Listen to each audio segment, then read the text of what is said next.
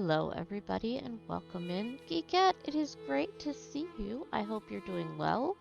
And I'm interested in whatever the heck Tales of Iron is. That's not one I've heard of. And I wanted to give you a shout out. I like to support fellow streamers. So this week, in celebration of getting rid of the painful tooth,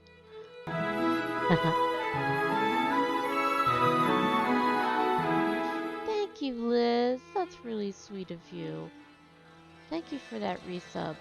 11 months? You're almost to your next sub badge. That's awesome. We're going to be playing Pentiment this week, which is a game that I've had on the back burner for a while now, and I've been really wanting to play it.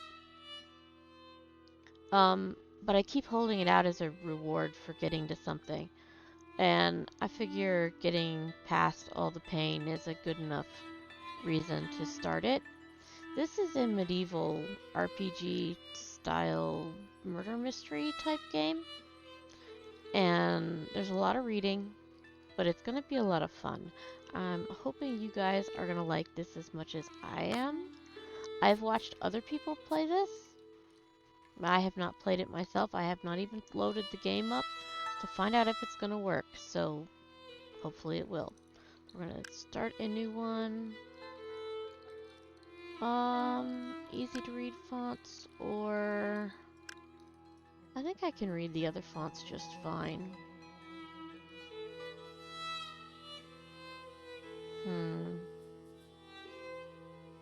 Let's use the stylized, and we're fine with autosave. It's an RPG. That sounds like fun. I've been into RPGs lately.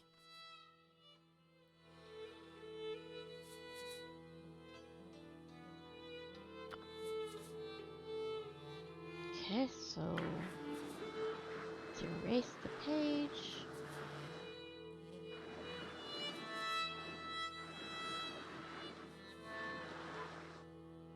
Kind of a cool mechanic.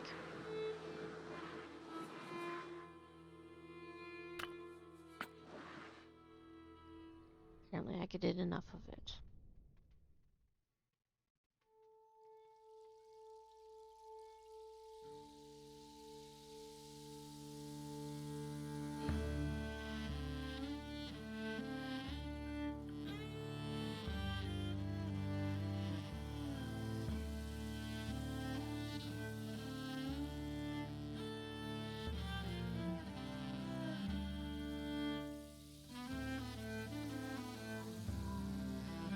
Isn't this game gorgeous?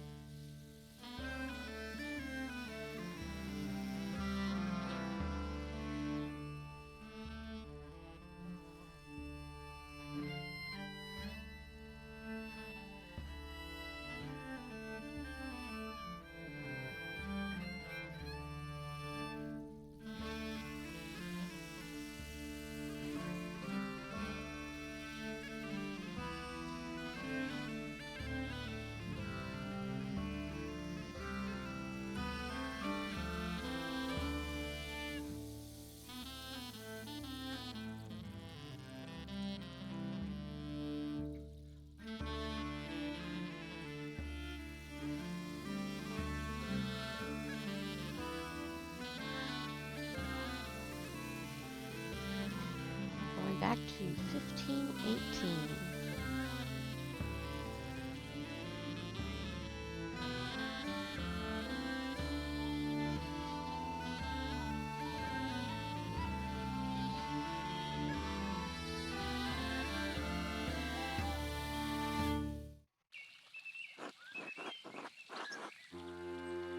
And the abbot said to me, Andreas, so we can choose from I don't want you distracting the sisters in the library, I need you to finish this commission by the end of April, or keep your conversations with Brother Piero to a minimum. Let's finish the commission by the end of April. Isn't that much earlier than you were expecting? Yes, He had told me I had until the Ides of May. Asshole, and he's not going to pay you any more, is he? He has no appreciation for the cost of your sweat. The yield of labor should not be measured in coin, but in personal satisfaction and self-improvement. Personal satisfaction doesn't put much food on the table, does it? Hee hee. How did you reply to the abbot, Andreas?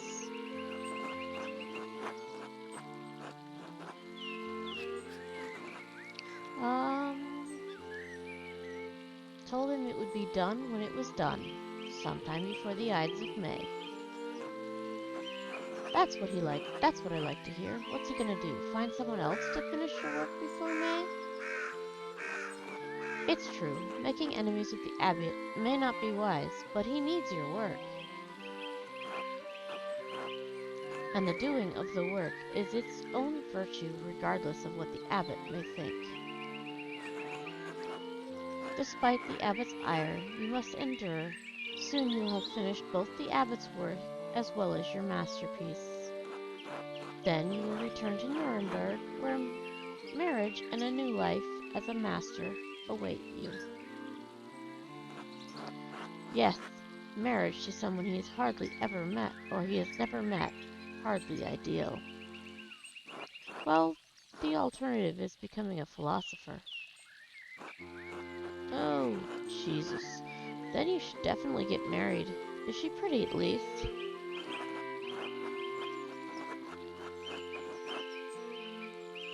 The small portrait they sent was lovely, but we artists can be flatterers. It is growing late. The wheel of time stops for no man, Andreas. I fear you must leave us. Ah, true, Your Majesty. Will you visit us again soon?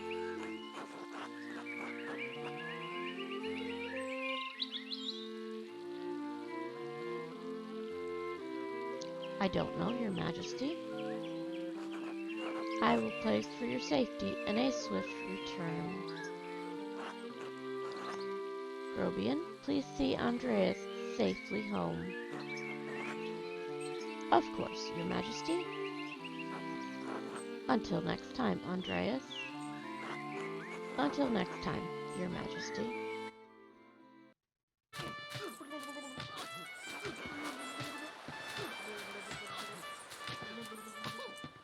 Look at this little guy down here. That's funny. Pay no mind to the other fools, Andreas. I never do.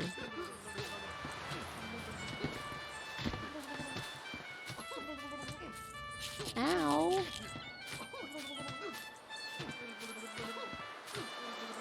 At least I would if they'd stop stepping on my feet. Watch where you're going. Hee, they're fools, Andreas. No point in trying to teach them anything. I know old John wants you to endure the abbot's shit, but since I take you home, I get the last word. Don't let him run you ragged, boy.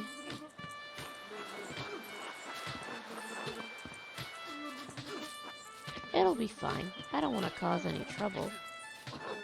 That's no way to think about it. You need to stand up for yourself. He got stepped on again. Gah! Would you please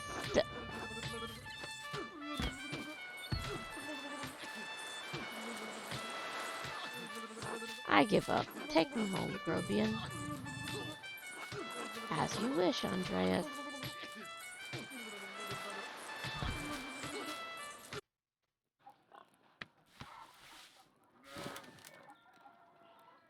Good morning, Ursula. Ander. Oh, what a cute little kid. Time to get up.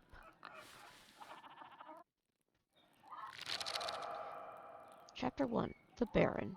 April 1518. Okay, so we have this quest here. A few more pages. Another day, another few pages for the abbot, and hopefully a few for myself. I need to get across town and head up to the abbot, so I can start work at the scriptorium. So this is our journal. We also have maps.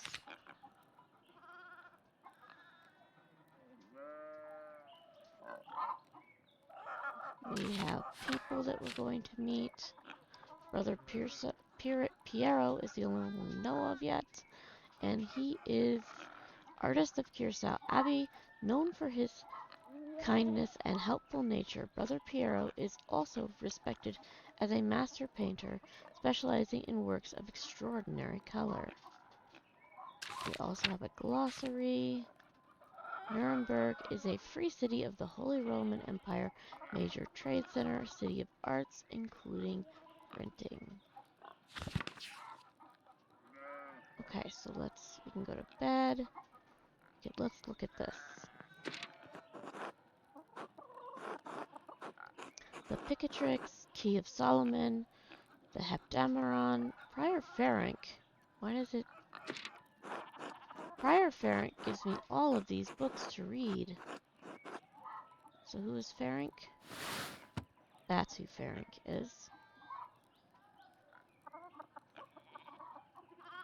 Oh. That's funny. Okay, let's go see what this is. I really should clean this up. He does have a messy desk. And let's go down to the Gertner house.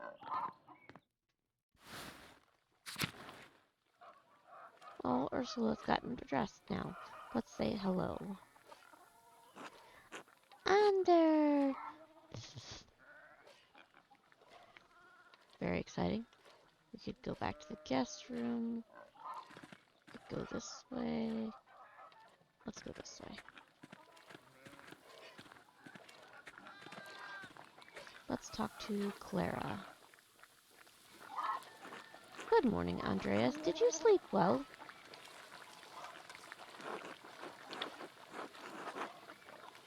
Ordinary, as far as sleeping goes. Well, as long as you didn't sleep poorly. Anyway, I know you'll be off to the Abbey, so I packed you some food. Almonds, cheese, and some of the rye you like from the Albans. Otto wanted me to ask you to join him for dinner at the Abbey. And Otto is this guy.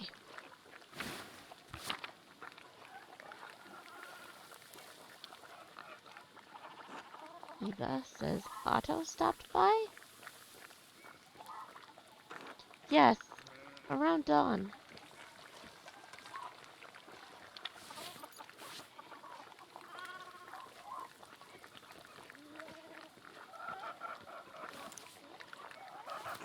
Here you are, Andreas. That's too kind of you, Clara. Many thanks. Master Andreas, if it wouldn't be too much trouble, would it be too much trouble if you paid next month's rent today? And if we raised it by 2 groschen? Groschen are a type of fixed silver coin minted throughout the Holy Roman Empire. They're typically worth 12 pfennigs, but may be minted at different values. I hate to ask, but we're behind on our taxes for the Abbey. 2 months behind. Peter's losing his hair over it, even more than usual, I mean.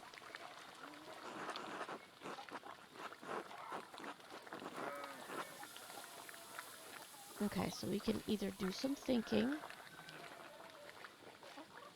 or we can answer one of these questions. Let's do some thinking. I'm not sure how to respond to this. Rent wasn't due until the beginning of May. Okay, so we can decide. We can say be generous. We must take the consequences of inaction into account. And what's this shit? Don't they pay taxes every year? How about we do... Let's be generous. On the other hand, she may think she can keep asking me for advances on rent.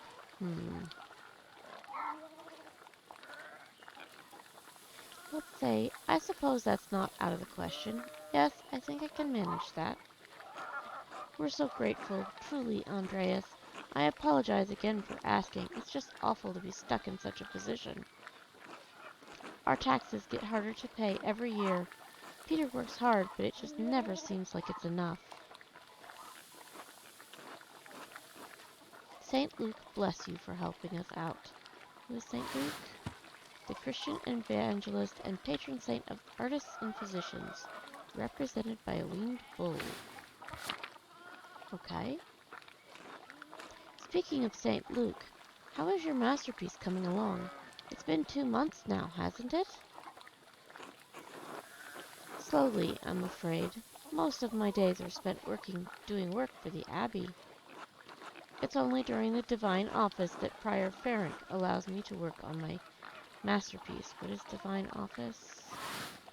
Prayer times observed by all Christian monastic orders. Monks and nuns pray together 7 times a day and once at night, as dictated by the rule of Saint Benedict. Interesting. A reasonable restriction, but it's slow going.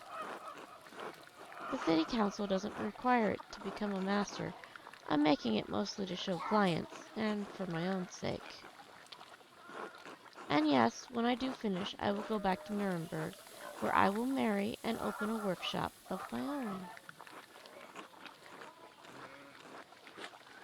From Nuremberg to a university, and now traveling the world as an artist.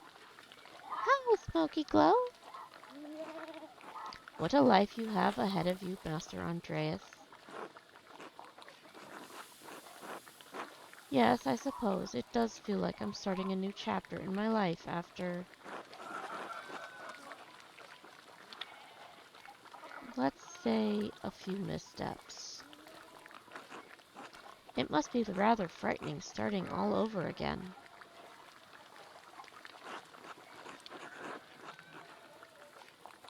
We're going to say it is, but I know now this is what I want to do. Not many people get to decide that. Certainly not anyone in Tassing. I'm feeling pretty good. A little sore, but the meds are helping.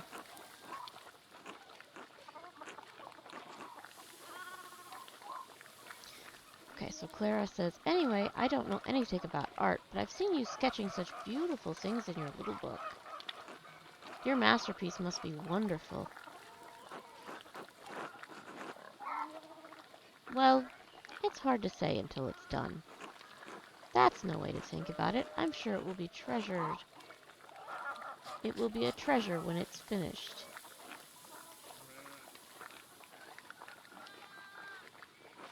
Now, I have to get back to my own work. Have a good day at the Abbey, Andreas, and we'll see you after Vespers for supper. When is Vespers? That's the hour of dusk, one of the major prayer hours. It is followed by supper. Not tonight, but thank you. Claus Drucker invited me over for supper. And that is this guy. Of course, please say hello to the Druckers for us. Of course. Until later, Clara. Okay, so we can either talk to one of them again. Let's talk to Eva. Hello, Andreas. Is that all she says? Yes. And Clara says, can you spare a moment to chat, Clara? Of course, Andreas. How can I help?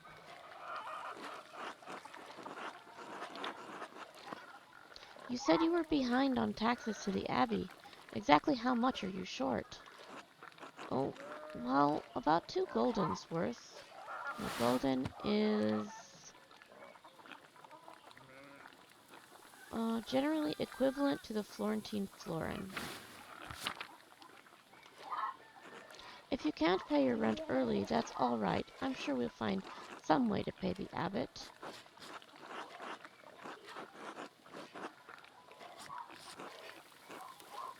I'm happy to contribute whatever I can. I know times are hard for you right now. You have a good heart, Andreas, but I'm afraid I can't accept. Peter's too proud of a man to ask for charity while there's still ground to till. I'm sorry. I shouldn't have asked you about rent in the first place. You're young, and you have your own life ahead.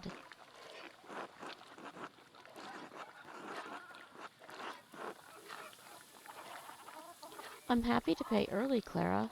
You've been good host to me, and I can do without more than your family. Bless you, Andreas. Don't mention this to Peter, all right? He would hate to know I told you about our troubles. That's Peter. Okay.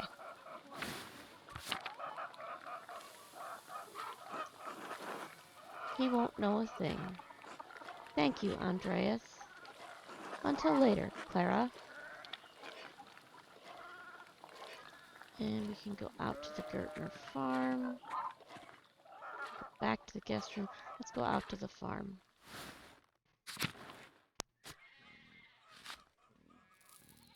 There's Peter. We can say hello to him. Let's go say hi to Peter. Andreas.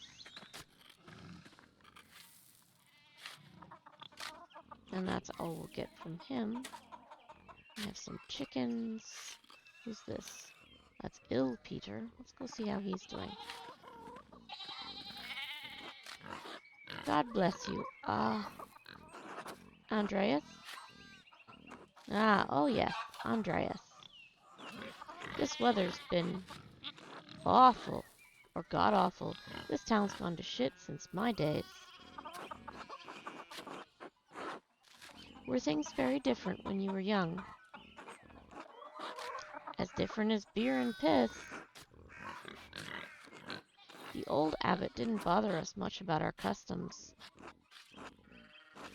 He didn't mind if we left a little offering to Perchta to keep the skies clear, the weather fair. Who's Perchta? The pagan goddess of the Alps, associated with animals and spinning wool. She is still invoked by Christians in Austria, Switzerland, Bavaria, and Swabia. Matthias knew that Christ was in our hearts, even if the lady's name was on our even if the white lady's name was on our lips.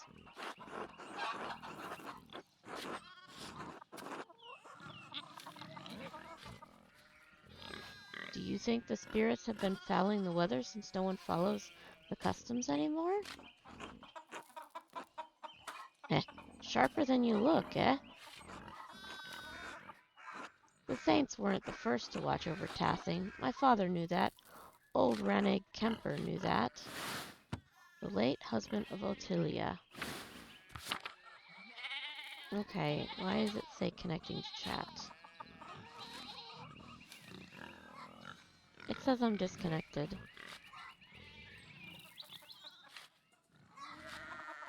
Okay, and now I'm back. Alright, hopefully you guys can still hear me just fine. That bastard abbot may not like it, but some of us keep the traditions alive. What do these traditions entail?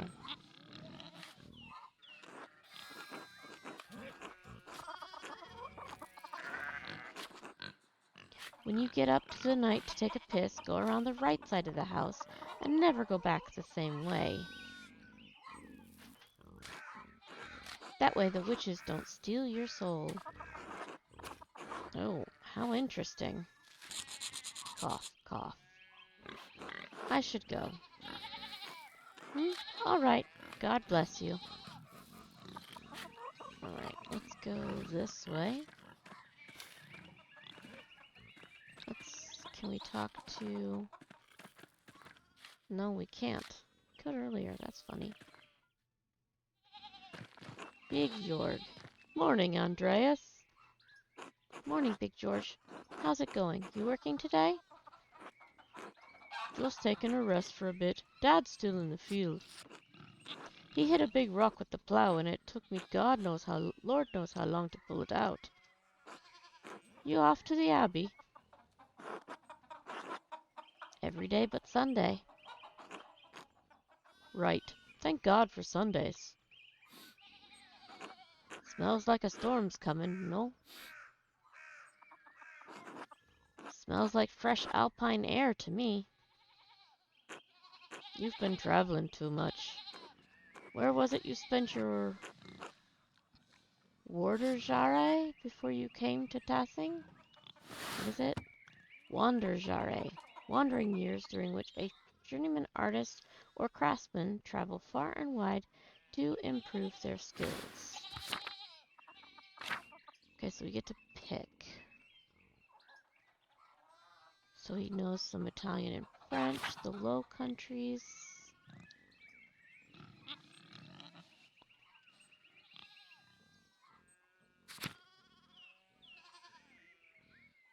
More from Italy. I think we're going to go with Basel. He knows some Italian and French and can reference cultural touchstones from Basel and nearby Bern, Zurich, and Freiburg. Over in Switzerland, Basel mostly. Swiss air must be different then. Spend enough time in these mountains and you'll be able to smell a storm coming. How long will that take? 10, 15 years.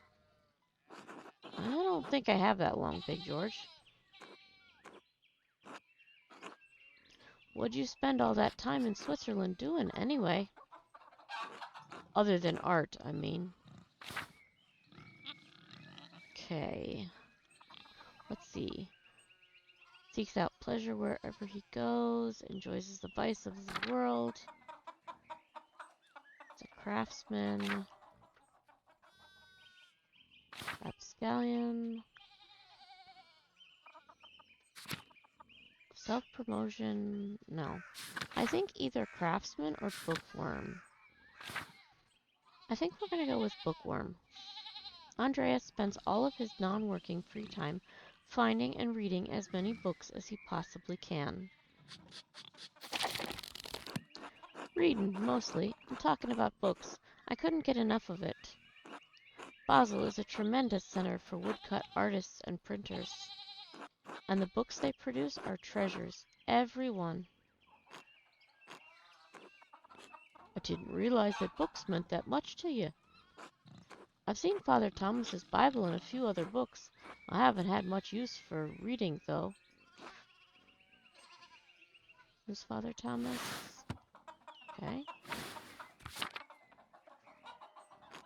Anyway, I have to get going. Jorg, let's go. Well, I guess he really does have to go. Dad's already acting like I'm taking too long, even though I did all the work to get that rock out. See you later, Andreas. Until later.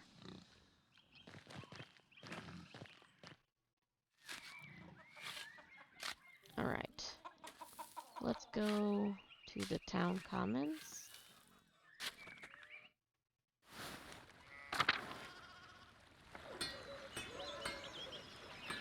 Alright, so we have these guys up here. We have Endress. Let's look at the forge. Endress Smith's Smithy. It's so much smaller than the one he uses at the Abbey. Why don't we say hello? Oh, Andreas. Good timing. Do you have a moment to lend me a hand? Of course. Wonderful. I've got too many irons in the fire. Or rather, shoes. Horseshoes. I miscounted how many I put in. Now I need a hand, else I'll overheat and I won't be able to work the metal. Here, take the shoe and the tongs. Put the hot part of the shoe on the anvil and I'll hit it with the hammer. There we go.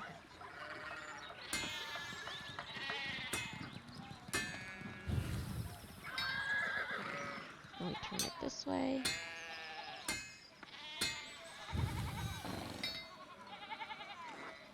good. Next one.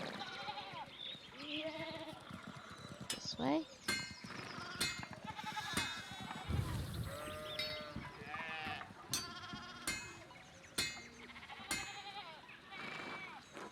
Well done. See? Short work.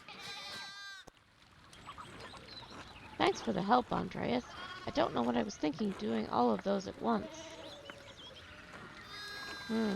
It sure would be nice to have someone to help me out here every day.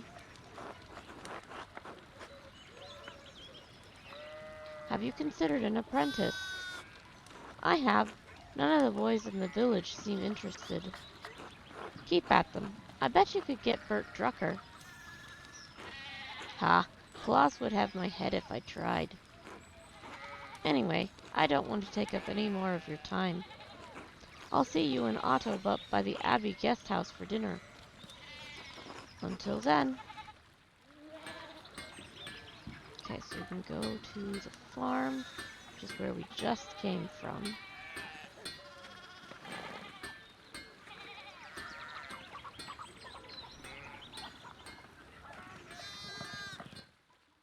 Let's go over here.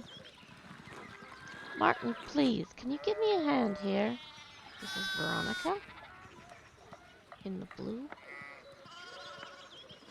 What do you want? I'm keeping an eye on him. That looks a lot like standing there doing nothing. Martin, for Christ's sake, help your cousin. Ah, morning, Andreas. Excuse us. One of the fence rails fell and the sheep started hopping it.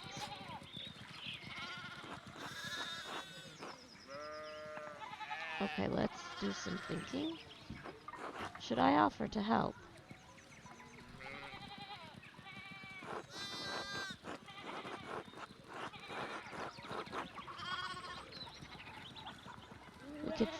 We're gonna say perhaps. Helping others also helps us. It allows us to feel useful and take satisfaction in our work. Then again, I don't know anything about sheep and I'd probably just get in the way. Let's offer to help anyway. Is there something I can do to help? Have you ever handled sheep before? Well, no. Then no, but thank you. It's Christian of you to offer. Oh look, there's something going on up at the Steinauer's place.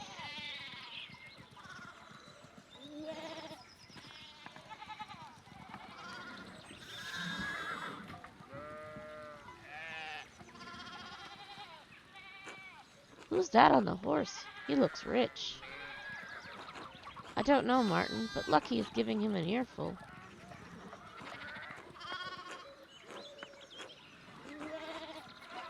Christ, I haven't seen Lucky get that worked up since Peter and Clara's wedding when Johann pulled his pants down. Okay, so Clara is that one. This is Peter, and that's Johann. Knock two of my man's teeth out. You don't want to feel the strength behind a stonemason's anger. Do you think he's a noble? He looks really rich. God damn it, Martin, stay out of trouble for once. What, Aunt Hetty? Behave yourself. Don't we have enough to deal with right now? Andreas, if you wouldn't mind moving your skinny little body up the road, we need to get these sheep under control. Of course. See you later.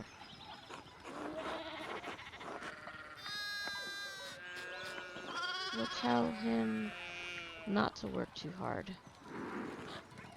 Martin says, heh. Okay, so let's go up this way. No. Can't go that way either.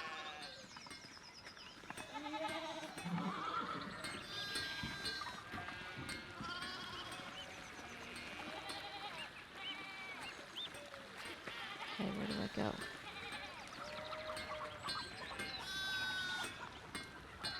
Let me look at the map. Town Commons, Blacksmith, Zimmerman House. Where am I supposed to be going?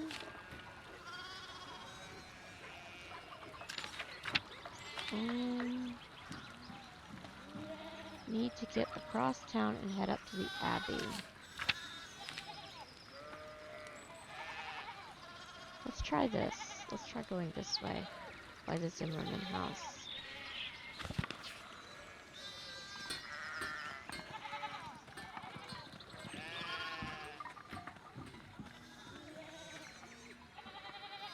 And go that way. There isn't anything to see here, so let's go this way. Hey, Alex, how are you? We're gonna talk to Klaus.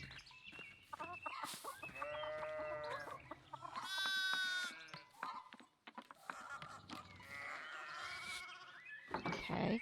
Morning, Andreas. How's it going? Morning, Klaus. Another day at the Abbey. Another few hours to work on my masterpiece. Good to hear. You still coming by for supper tonight? Marie and Bert would love to see you. You really need to see these new woodcuts I have for the Italian edition of Till Eulenspiegel, the titular character of a popular 15th century book. Till is a prankster continually exposing the vices and hypocrisy of others. He's also quite skilled at tricking people into smelling, touching, or eating his excrement. That's just lovely.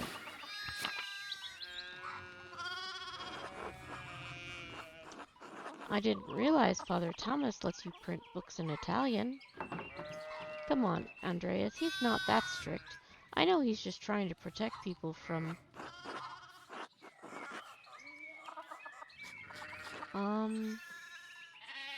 adventure stories of questionable moral repute. He doesn't mind those so much, actually.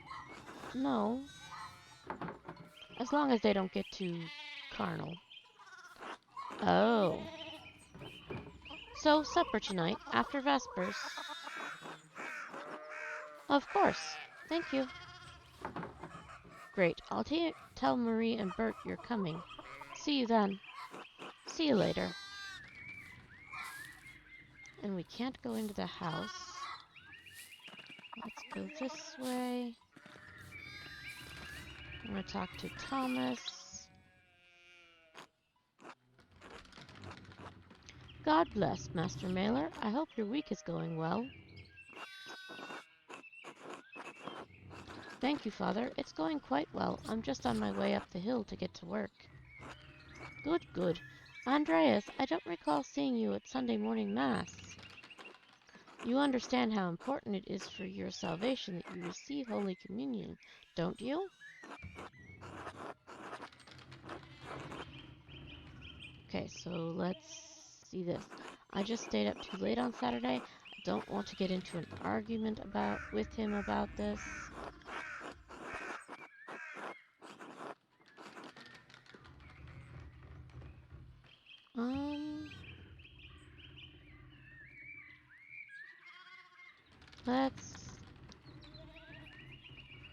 Let's see if we could go to church anyway.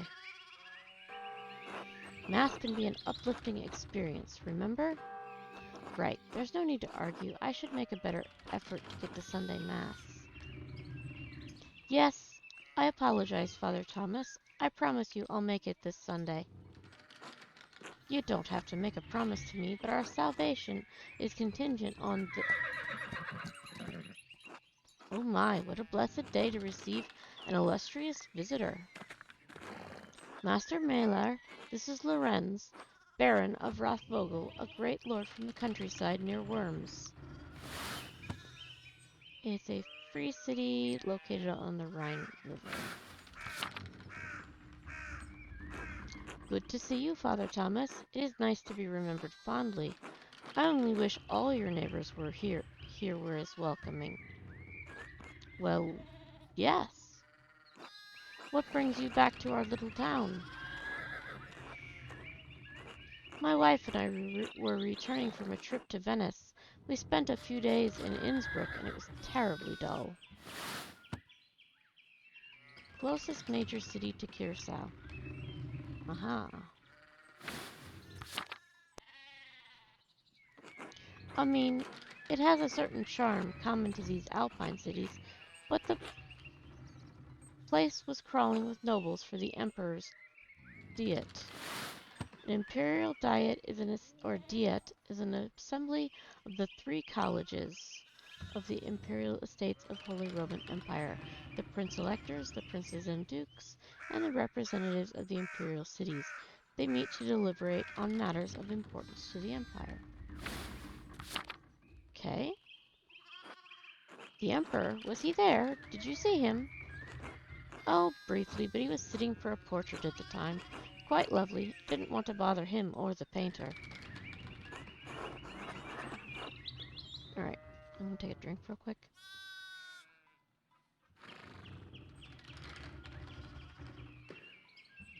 Let's ask who the artist was.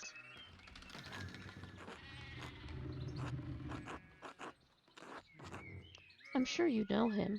An older man from Nuremberg with enough of a reputation to paint the emperor. I'm sorry, my lord. I'm not sure who you mean. Have you not heard of Albrecht Dürer? Pity, I thought he was known across the empire. Anyway, my wife wanted to stay a little bit longer in Innsbruck, and I decided to ride ahead to make a visit to Curacao. I hear Father Matthias died shortly after my last visit, of course. Who's that? Ah, he was the old abbot. Okay. A great loss for the abbey and for us all. Indeed. By good fortune, I recently came across a copy of the Historia Tassae I was reading during my last visit. It's an account of the early history of Tassing. He had a copy. Baron Rothvogel brought another to the abbey as a gift.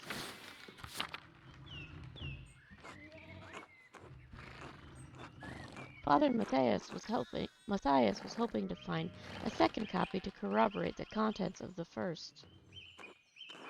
It contains some fascinating displays. I'm afraid they even might cause a bit of a... yes. But I must be off. There will be time enough to discuss Tassing's past later. I commissioned a manuscript from the Abbey through Father Granot, and I have to check on its progress. Oh, my lord, if you have come to see your manuscript, you should speak with young Master Mailer here.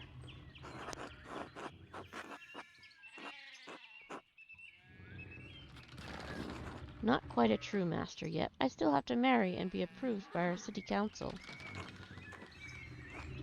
Andreas is a journeyman artist from Nuremberg. For the next few months, he's also helping in the Abbey's scriptorium. It's a room for writing, illustrating, and illuminating manuscripts.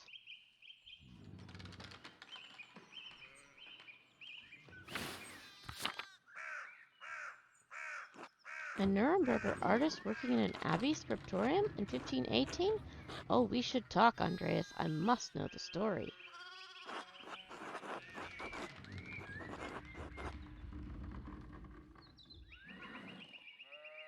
Well, I'm already late to the abbey, but I suppose it's all right. Of course it is. I'll have a word with the abbot if he makes a fuss. And if he still makes a fuss, I'll have a word with the Prince Bishop of Freising, a good friend of mine. Oh, he's friends with the prince. Fun. Thank you for the introduction, Father Thomas. Come to supper at the Abbey tonight. I'm inviting you to the Abbot's table. Did the Abbot invite me? Oh, don't worry about it, Father. Just show up after Vespers. What is he going to do, refuse us? Excellent. We will see you then. Nicholas, I'm dismounting. Run ahead of us and take the horses to the Abbey's guest house. I'd like to take my time talking with Master Mailer. I'll meet you there. At once, my lord.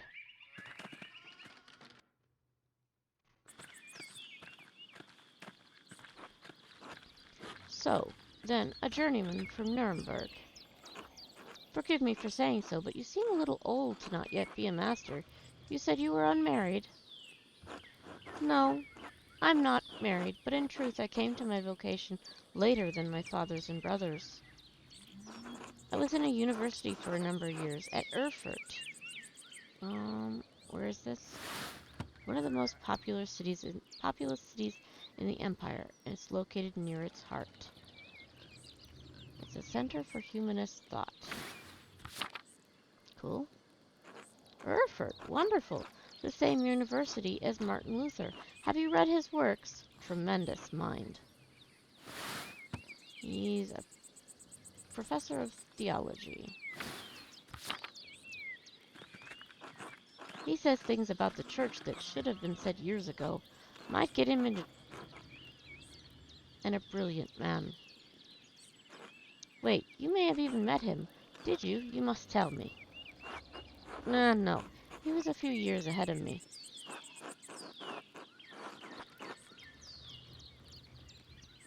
Still, his ideas do seem fascinating. I agree wholeheartedly. I simply must meet him if I get the chance. I wonder if the good brothers of the Abbey have heard of him. Perhaps they have even read his list of 95 theses against the Church. A list of propositions against the Church's practice of selling indulgences for the remission of sin was written in 1517 by Martin Luther. Father Matthias was not above having a lively debate. I hope Father Gernot does not disappoint in that regard.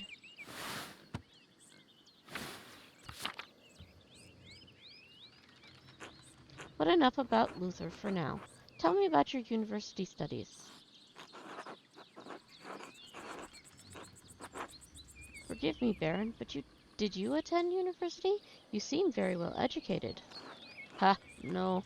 My family is merely wealthy enough to provide me with all the books and tutors a child could dream of.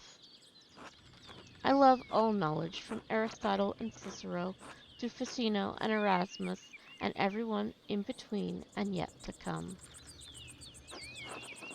I may have misjudged the Baron. It seems he is as well read as any university student. In truth, I am simply happy to speak with another well-educated man. Now then, did you earn your doctorate?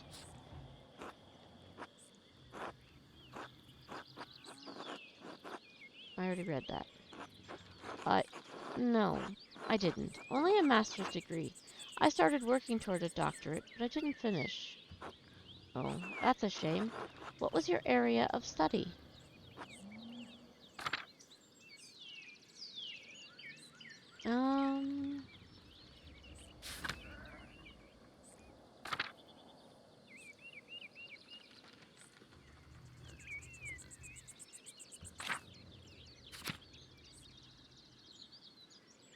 I think we should go with medicine.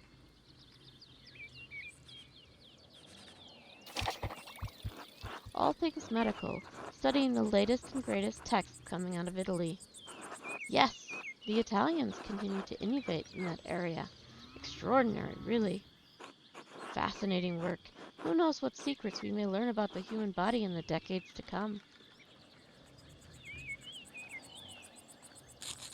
Ottilia,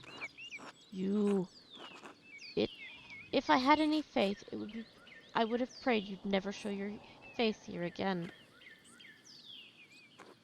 Curse you, Lorenz Rothvogel. Horses, dogs tearing you to pieces would be too kind a fate.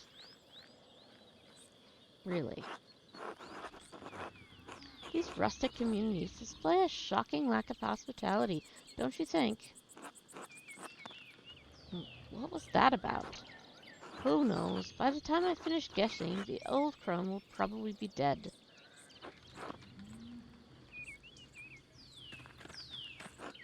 Well, what of your early time in university?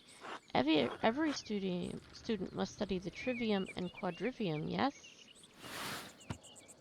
Lower and upper divisions of classic liberal arts, grammar, logic, and rhetoric from the trivium. Arithmetic, geometry, music, and astronomy from the quadrivium. So it's basically like the base courses. Did you have a favorite subject? Heavens and earth.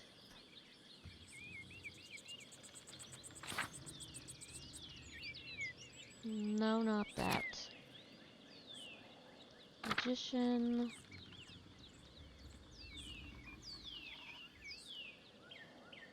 Logistics.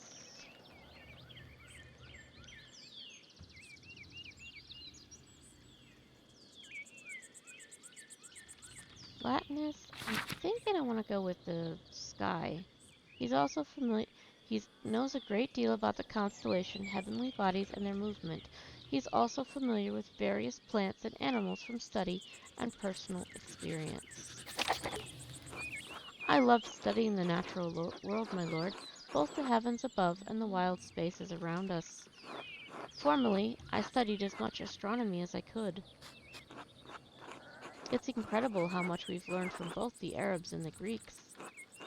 True, but even now we continue to discover more about what we can see within the celestial sphere. What began as pagan myths to explain our place in the world may help us understand our place in the heavens. And this may seem foolish, but I spent a lot of time in the wilderness, learning about plants and animals. Really, did the libraries of Erfurt not have enough herbals to satisfy your curiosity?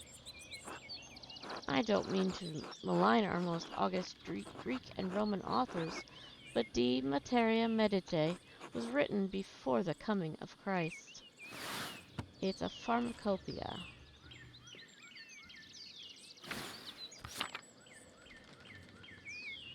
Surely there is more we can learn about plants, insects, and animals by observing them in nature.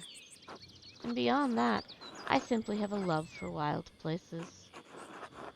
While I do not share your academic interest in nature, I must admit sometimes I enjoy solitude in a walk in the woods.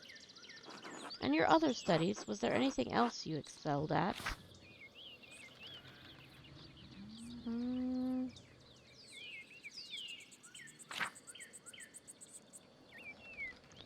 how about thinking instinctively through implications of information as he receives it? He's an adept at spatial analysis and can easily perform complicated calculations in his head. Logic, geometry, and arithmetic. That's quite interesting for an artist. Was Aristotle's Organon the foundation of your study? Aristotle was a Greek philosopher.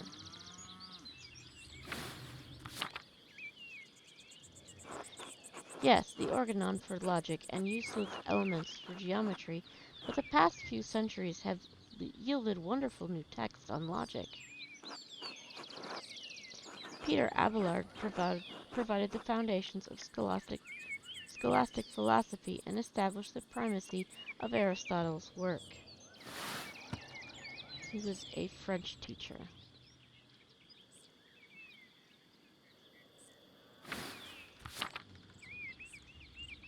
The Englishman William of Ockham gave us the Summa Logicae, arguing nominalism against Platonic realism. And of course, Thomas Aquinas gave us the tools to employ both faith and reason in the pursuit of truth.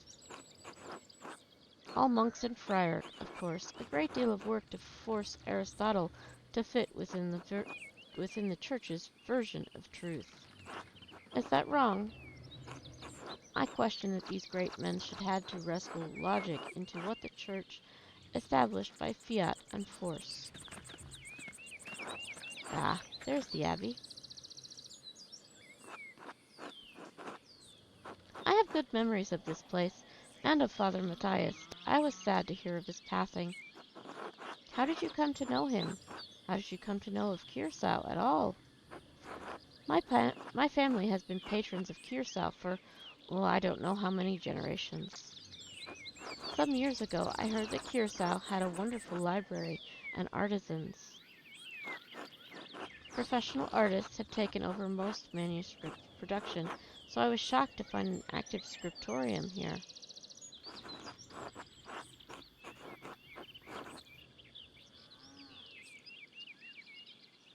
This is as good a place as any to create art. Certainly, though I'm sure you miss the comforts of Nuremberg when you're stuck in a drafty old abbey like this.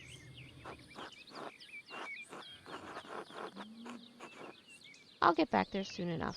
I'm in no rush. That's good for me, since I still appreciate the abbey's work.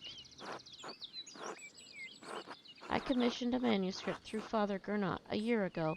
I thought I would stop by and check on their progress. Wait, are you the artist working on it? It's a prayer book with 20 illustrations. I know the work, but no. I do know the artist well, though. The venerable Brother Piero.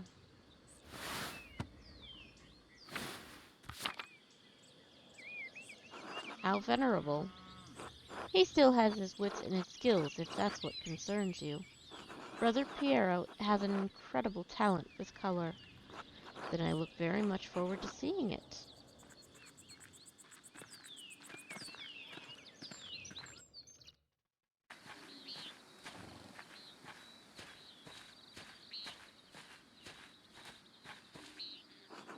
Nicholas, tend to the horses and the baggage. I'm heading up to the abbey.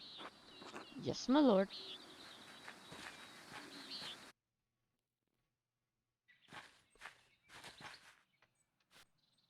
Well, let's not keep the abbot waiting any longer.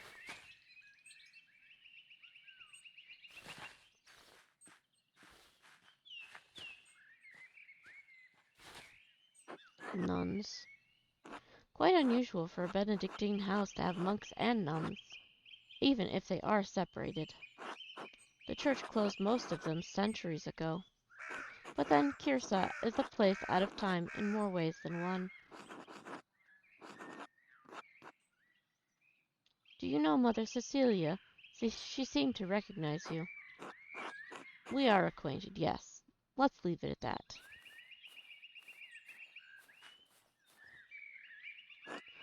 Ah, you must be Father Gernot. I am Lorenz, Baron of... Yes, the Baron of Rathbogel. So wonderful to have you here again. We actually did meet you in your last visit. If you say so. I'm not good with remembering faces. Please forgive me, my lord, but I wasn't expecting you for another few days. Yes, I know, but I wrote ahead. I just couldn't wait to see my manuscript. I'm sure it's no trouble. We... I... Yes. I mean... No, it's no trouble. Do you want to see it now? Oh, in a moment. I could do with a bit of refreshment, though. May I grab something from the kitchen? Dot, dot, dot. Yes. Yes, certainly, my lord. I will meet you there.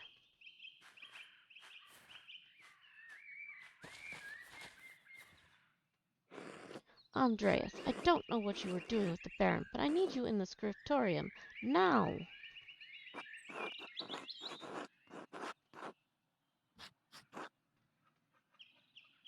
Of course, father. I'm eager to get to work. Then get to work! Shit. I should have asked him about an advance for the Gertner's taxes. Maybe I could just convince Brother Matteo to pay me early.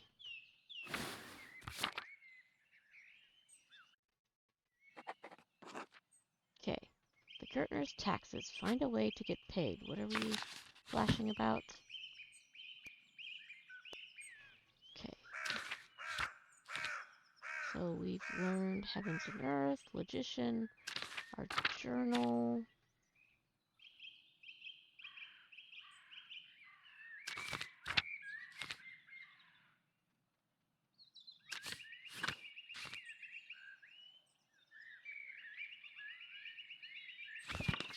Alright. Let's... There's a shrine there. Actually...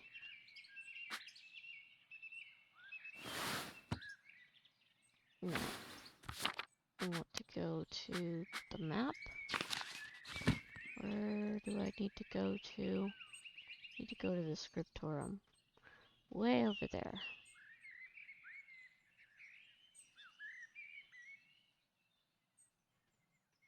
Let's stop at the shrine first.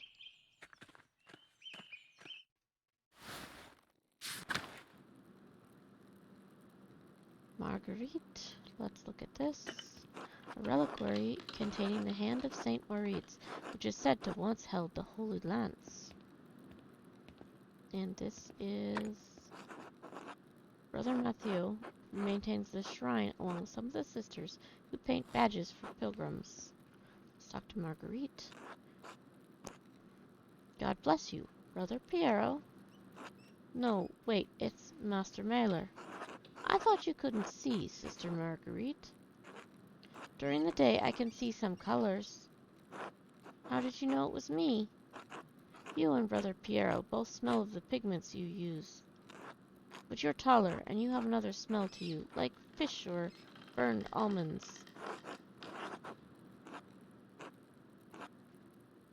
Oh, that's old linseed oil, popular among the Italians. Brother Piero doesn't use it. I'll ask Sister Gertrude about it. How are Sister Gertrude's herbs coming? It's too early to tell. Most of them won't be grown until May. Still, working with herbs suits me. Have a good day, Sister Marguerite. God bless you, Mr. Mailer. Let's say hello to Lisbeth. God bless you, Master Mailer. And Gertrude. God bless you, Master Mailer. How goes your work in the scriptorium? Very well, thank you. Oh, then I guess you wouldn't be interested in the saffron Agnes Dinarin received yesterday. What? Saffron? Really? Where'd you hear that? Sister Matilda saw her at the Albans. Maybe you can convince Friar Ferenc to get some for your yellows. Good to know.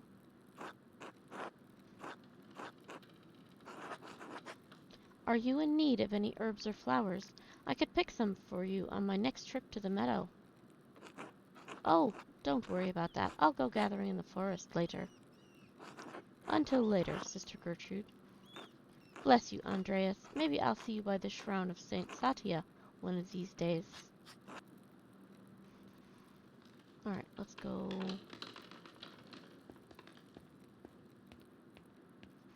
back outside. That's the convent garden. Let's go into the church.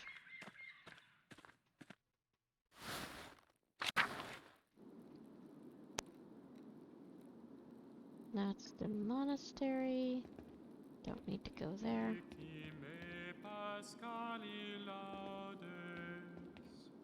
Rudiger. God bless you, Andreas. Has your voice yet recovered from Easter Mass, Rudiger? Oh yes, it was a bit of a strange, but a worthy sacrifice. Well, if the Lord could give us his all on Easter. Exactly. Have a good day in the scriptorium. Have a good day singing. There's the crypt, there's the tower. Dormitory. Okay, Matthew, that's who I needed to talk to. God bless you, Andreas.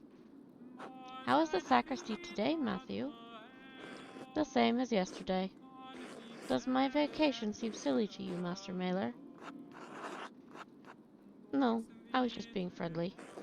Then go in peace, friend, knowing that the Abbey's treasures are secure for another day. God be with you. One more thing. I have a favor to ask you.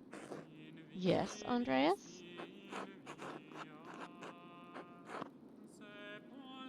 I was hoping you could give me my pay for the latest manuscript early.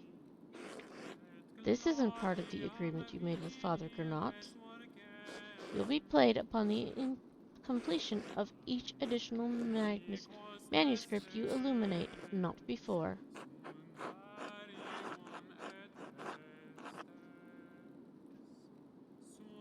I only have a few pages left, Brother Matthew. I'll finish them in the next few days anyway. Then, I think you can wait a few days to collect your wages. This abbey runs through mutual agreements, not haphazard payments. Breaking such contracts would cause undue trouble not only for Curacao, but for Tassing as well. Is that why Father Abbot has increased the taxes on the Gertners? What is this about, Andreas?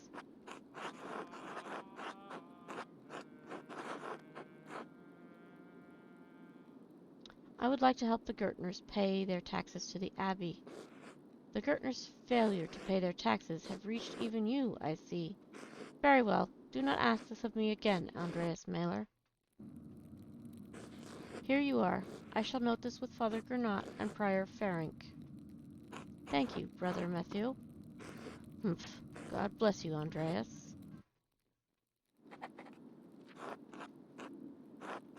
Alright, now that I've got my payment, I can give Clara the rent early. I'll give it to her directly to make sure she receives it. Okay, we go to the Old Bailey. Hold on, where are we headed to? Scriptorium. We need to go through the dormitory, it looks like. So let's go down this way.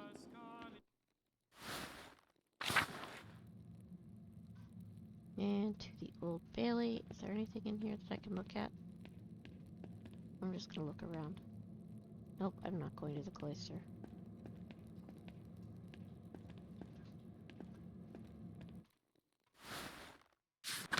Hey, Janie! Yes, I'm playing Pentiment. Okay, Scriptorium. That's where I'm going.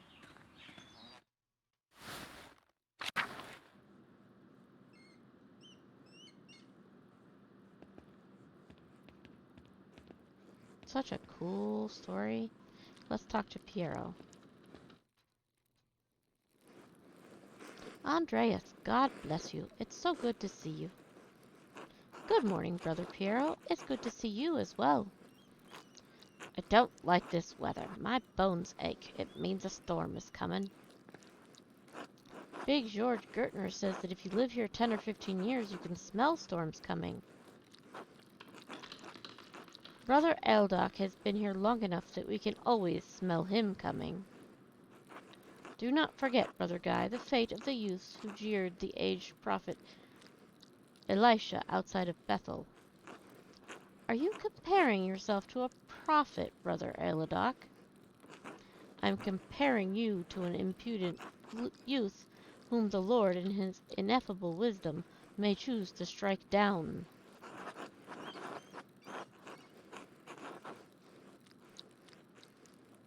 Brother Guy, please show more respect to Brother Adok. You're being mean-spirited.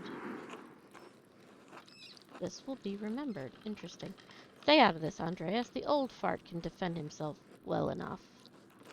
I need no defense against the likes of you. God protects his faithful against the iniquitous. Just got home late last night doing laundry. Oh, fun. Well, everyone here seems quite lively. I suppose that means Prior Ferenc is not overseeing us today.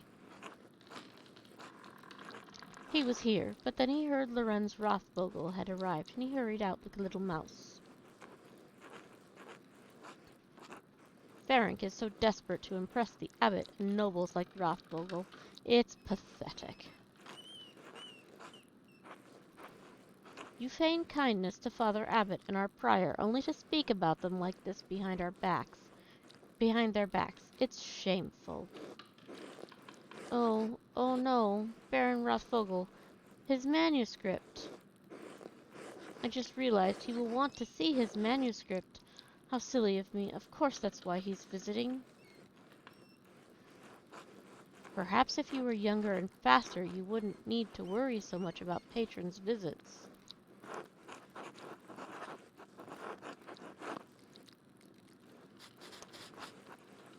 Guy, someday you will stand where Piero is, and a young monk will stand where you are now.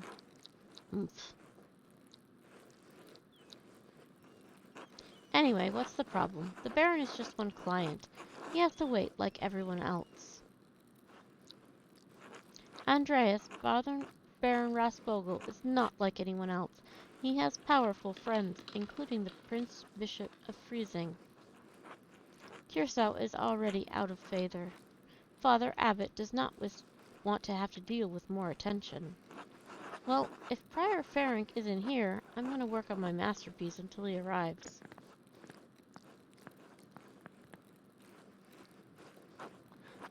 Oh, that's right. I need to reference the Inder Mar manuscript, which is a prominent family of the Swiss Confederacy and Austria. Okay, where do I go to do that? Over here, apparently.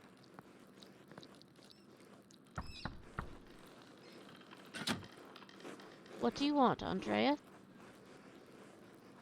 A book.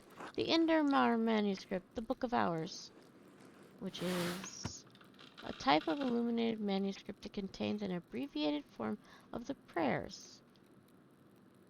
Okay. Your hair looks messy today. Did you get enough sleep? What do you mean? I mean, did you sleep alone, or... Well, why do you want to know? It would be nice to have something to think about in divine reading. Have you let's just say, could I just get the book? Ugh, that's all the way upstairs. Can't you get by without it? I'm sorry, but I really can't. I need it to reference for my work. Really? My feet hurt and the stairs are so steep. I'm just going to ask Illuminata to get it. Sister Illuminata! Andreas needs help finding a book, and I don't know where it is. Andreas? Sister Illuminata, I'd like to borrow the Indermar manuscript, the Book of Hours. Yes, I overheard. Here, please return it promptly.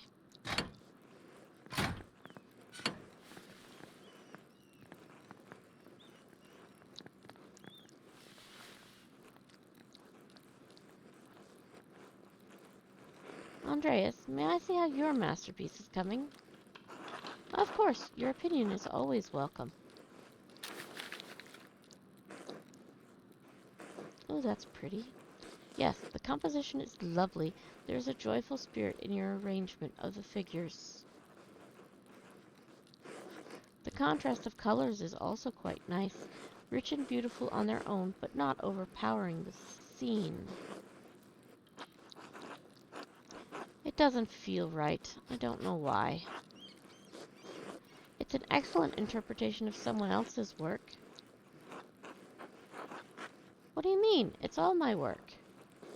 My son, you're copying the illustration from the Indermar manuscript almost exactly. What's wrong with that? Haven't I improved on it? Aesthetically, yes, it's wonderful, but I feel you have not given much thought to what it represents. It's November. In November, we show peasants leading the pigs into the forest to forage on acorns before the slaughter. Andreas, the peasants here are no longer allowed to forage acorns in the forest. Many great lords and abbots across the empire have forbidden it, even Father Gernot. What difference does it make? This is the way November is painted. But it's not the way November is. Art is illusion storytelling, but in their most sublime form, these images illuminate a path to truth. It's most important to me that my clients are happy. They won't pay me for truth. Yes, but with God's grace, this book of ours will outlive us all. What will it say to those who see it in a future generation, centuries beyond our comprehension? Some will gaze deep into your lines and paint to seek deeper meaning. What will they find? But you need not listen to my opinions. They're just the thoughts of an old monk. There is no place for the monastic scriptoria anymore. In truth, this room is a place out of time. Why is that? Why has Kirsau kept this up for so long? Some people, some places have a difficult time letting go of the past. I am not among them. The creation of books of art is no longer the province of monasteries. So be it. More people will be able to write, more people will be able to read, and in so doing, be brought to truth.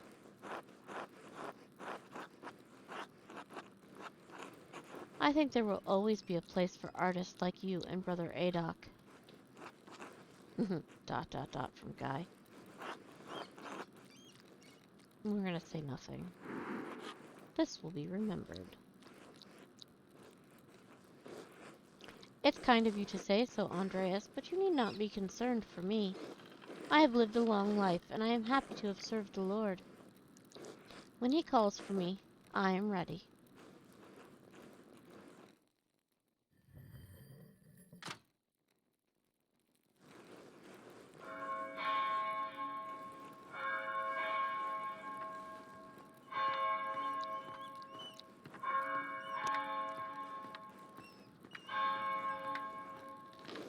Ah, where has the time gone? It's already terse. Corresponding to 9 a.m., one of the little hours of prayers. Okay. Too much talk. I must ask forgiveness to not honoring the rule. What is the rule? Book of Instructions Living Together provides the principles for living a monastic life. Until later, Andreas. Until later.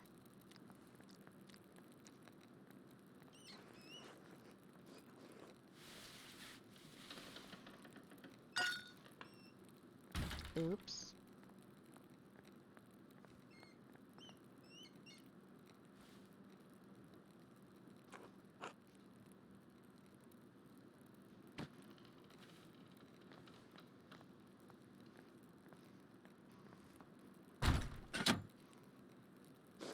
What's going on in here?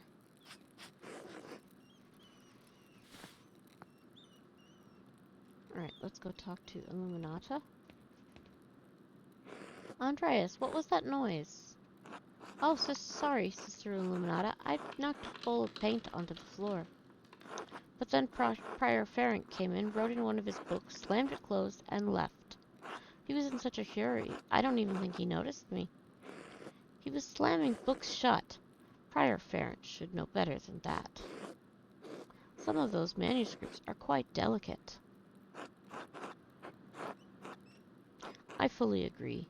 Delicate or not, all books should be treated with the utmost of care. Many contain precious wisdom that can aid even the unenlightened in growing closer to God. They should be protected and cared for, which is why books should not be taken out of the library unless it is necessary for divine reading or work in the scriptorium. Divine reading is the thoughtful process reading of meditation of scripture. Okay.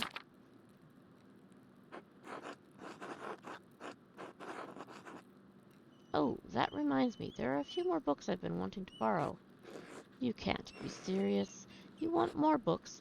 I think Prior Ferenc has given you more than enough.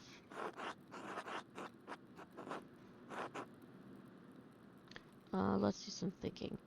What does she want me to say? Ferenc just gives me those books. He hopes that I have the same interest in the occult that he does and wants to talk about them.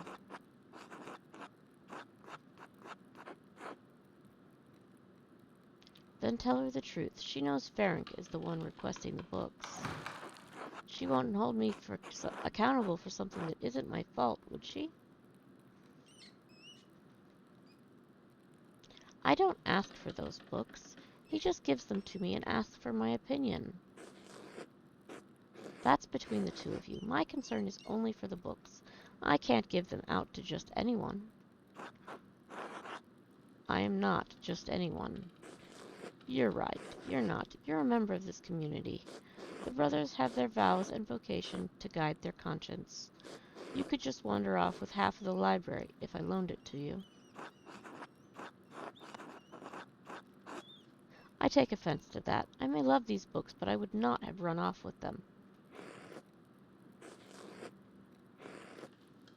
My concern for the books does not end at the library door, nor does my responsibility. Please understand that. Now, if you'll excuse me.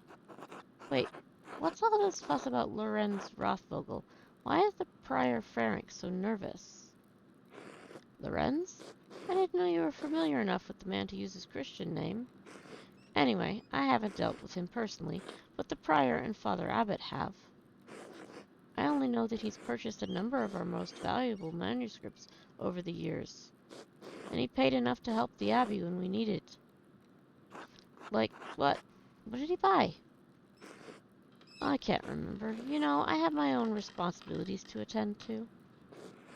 How about this, Andreas? If you help me recover some missing books, I'll tell you what I know about the Baron.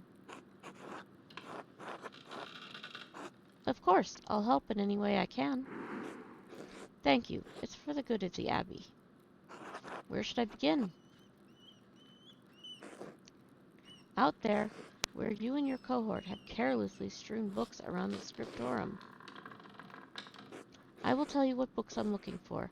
Find them and return them to me. The first books are 2 volumes of the Aeneid, poetic epic telling the legend of Aeneas, a heroic Trojan who struggles to reconcile his personal desires with his destiny to found Rome.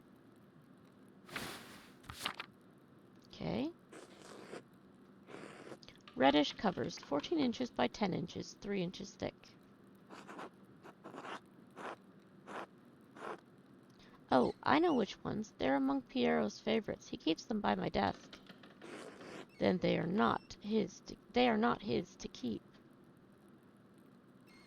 Okay, so let's get them. There's a fair amount of wear on these. I hope you don't mind. Those volumes were old even when Piero started to make the copies. How long ago was that? 3 years. The Aeneid is not one of my favorite stories, but I understand why it appeals to Piero.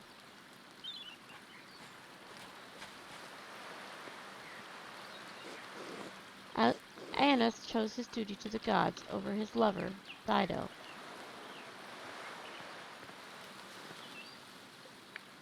Do you think Aeneas' sense of duty appeals to Piero?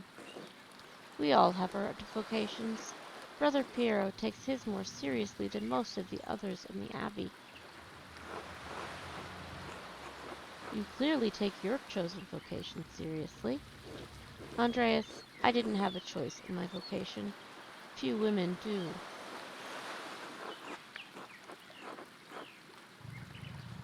Is it really that bad? Is being a woman that limiting? How would you know? True, she knows her life better than I do. True, but that doesn't mean women can't take pride in their vocations. In the City of Ladies, Christine de Pizan defended women of all classes by showing their value to society. Female authors of Western Europe. She was a court writer for 3 dukes. Cool. An admirable effort, but even if we do exactly as we are told, we are portrayed as vehicles of sin.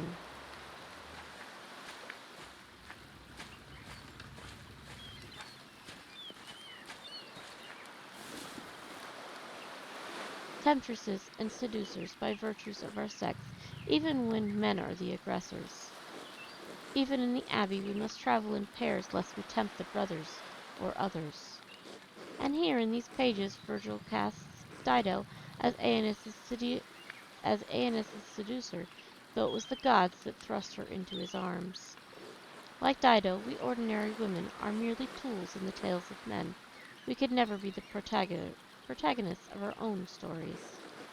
No woman is exempt from that, from the empress to a nun. It is our lot.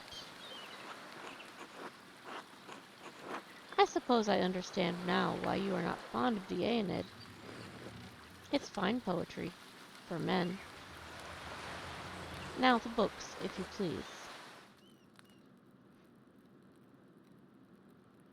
Okay, I should be able to just hand them to her. Thank you. Next, Wretched Garin. This is a printed copy. Green cover, diamond pattern. What is it? It's a chivalric romance written by Andrea di Barberino in the early 15th century. The titular character rises from impoverished origins to go on heroic adventures and discover his noble parentage.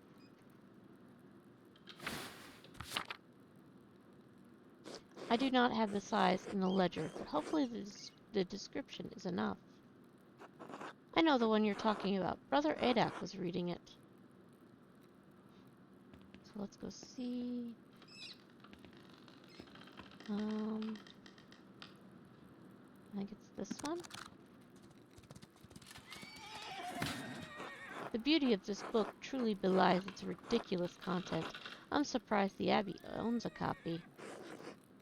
We don't. It belongs to Amada Rusco of Lugano. It's a Venetian edition that's quite valuable. He loaned it to us 5 years ago. It was subsequently lost, and the abbot has received 3 letters about it. I've certainly seen the brothers enjoying it. That book is not appropriate reading for Benedictine monks. A baby is sold to pirates, raised a servant, then lives a life of adventure, wooing princesses and fighting in tournaments. You forgot the best part. In the end, Garin learns he has royal blood and he is the son of a duke. He reigns as a king and dies a pious hermit. What's not to love? Benedictines should be dreaming of reconciliation with our Lord, not lusty adventures. I suppose you're right. It's better suited for knaves like me. It is not my place to reprimand anyone for reading stories, least of all you, Andreas. Still, we must be on guard. Fantasy leads to temptation. Temptation has led to the downfall of many men and women. Sometimes, yes, but books like this, it's all the same type of fantasy, isn't it? To die better than we are born? What's the problem with that? Why shouldn't a peasant dream of being a king?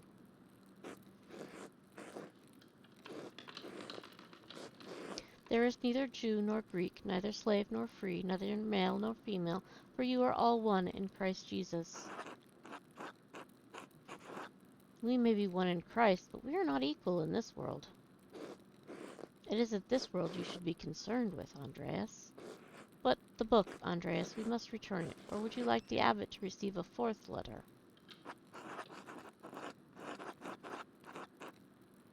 I understand. I'd hate to loan a book and never get it back. It would be like losing a limb. Well, perhaps a small limb, or my little finger.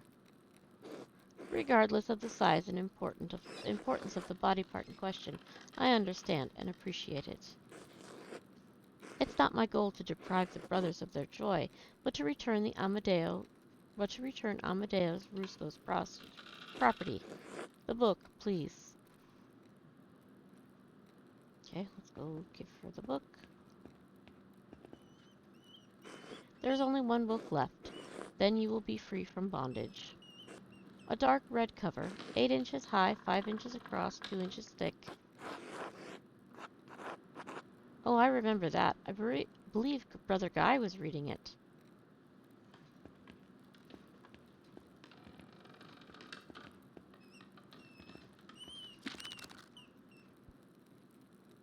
Now that I think about it, Guy has always been guarded about this book, like he was hiding it. Very good. Please bring it here. What is this, anyway? Ah, it's in French. The soul that God touched, empty of sin in the first state of grace. What is this?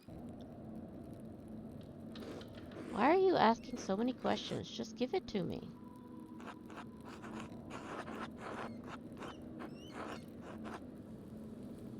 I'm sorry, but I just love books too much to let this go without knowing what it is. Curiosity could be a dangerous thing, Andreas, especially in a place like this. 3 French bishops condemned the book. All copies were to be burned. Its author shared the same fate. What? Why? I don't know, Andreas. It isn't my place to condemn, to just question the judgment of one bishop, much less 3.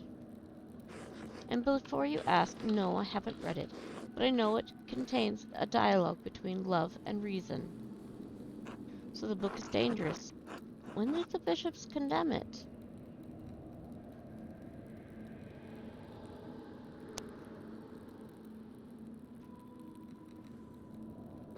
"200 years ago." What? Why? Why is it still here? Because Father Matthias loved books, all books. He didn't want to see it destroyed.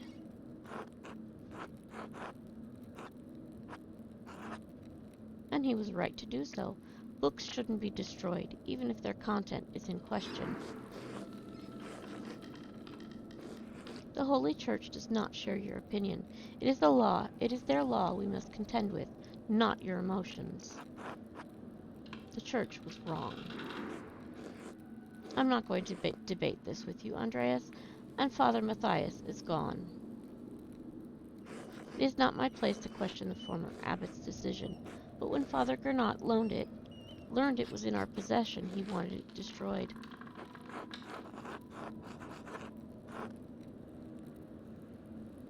How did Father Gernot even know the book was here? Mother Cecilia made a note of it in the inventory when she was the librarian. Well, I refuse to give it to you if all you're going to do is destroy it. What? Why not? What are you going to do with it?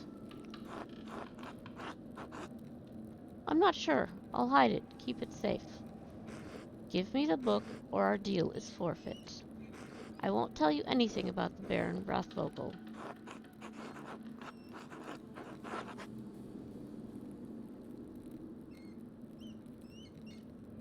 I appeal to your duty as the librarian of this abbey to not destroy this book. My duty is to God and to the vows I made, not to the rule. But you do love books as well. I know you do.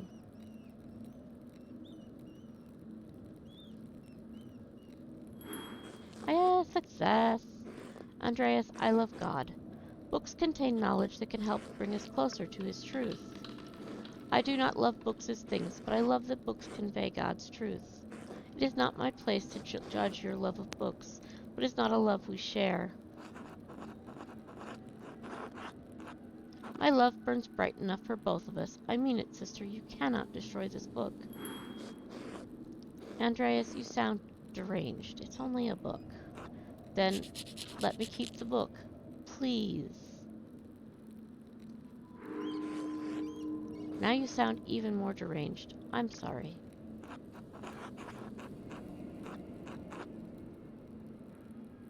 Consider the sound theological reasons for allowing this book to exist.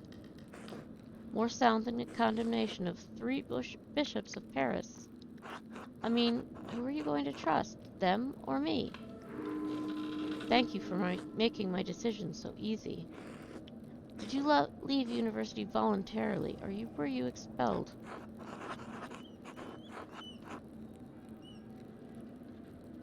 Propose a compromise. I will take the books away from the abbey, far away. I'll be gone by the time Father Gernot asks about it, and if you like, you can say I stole it.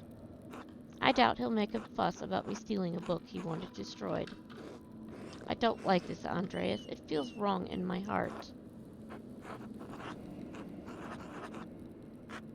I swear I'll take it far away. It's been out here for years, and besides, how could you have stopped me? I'm trusting you in this, Andreas, against my better judgment. Don't make me regret this.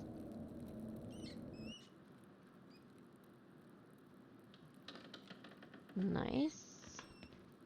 Okay, what else can I do in here? Not much. Let's go talk to her now. Now then, Baron Rathvogel. Quickly though, I need to finish up here soon.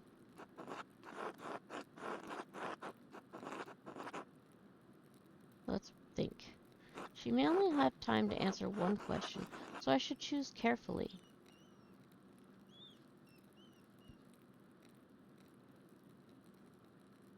He mentioned finding a copy of Historia Tathii. He said it had some scandalous details in it. He also mentioned that Father Matthias had a copy and was looking for another to verify its contents. You know that moment when you get back from a trip and see your house with new eyes and think, oh wow, what the fuck? Yeah, been there.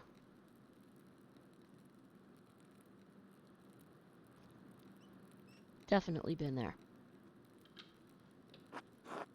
Do you know anything about the book? I have heard of it, but I have never read it, and I know little of its contents. The subject is broad, but I believe the book deals specifically with the Roman occupations of this land.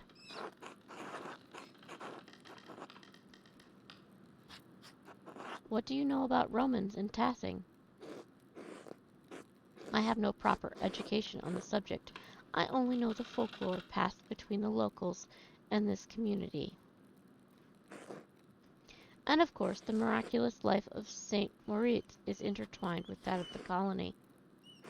But you can always ask Brother Matteo about this saint. It's a story he's told hundreds of times. What's the folklore, then? There were pagans here first, before the Romans. They dug the old salt mine. Then the Romans came, worked the mine, built the aqueduct, and the foundations of the keep beneath us.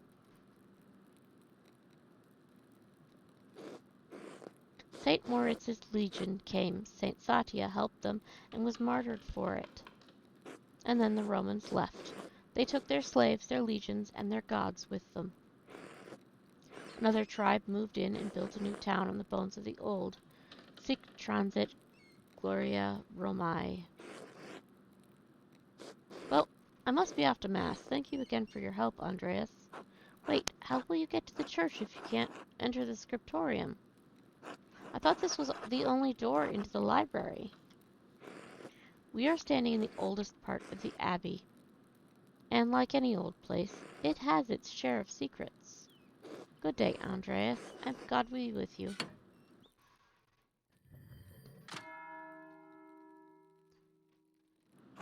That's the bell for Sext. The brothers will be sitting down for dinner soon. I should see if Otto is around and still wants to eat with me. I think he's working by the guest house below the abbey. Okay, so I need to head to here.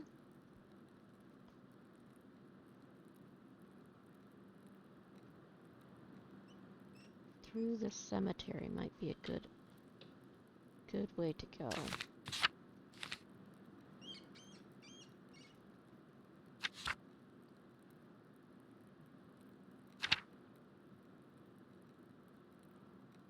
Okay, let's see. Journal. Here's taxes.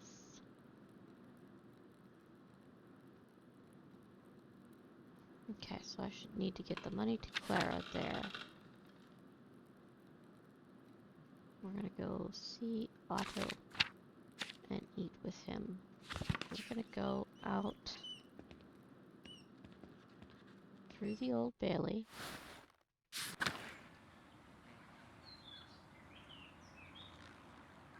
I'm gonna go to the Prior's house? No, let's go to the cemetery. What's this? The apple trees have only started to bloom. It will be months before they bear fruit. What was over here? Thought I saw something.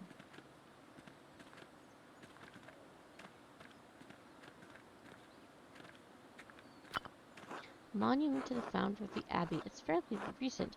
The funds were donated by her descendants. Anything else to look at? No. Let's go to the animal pens.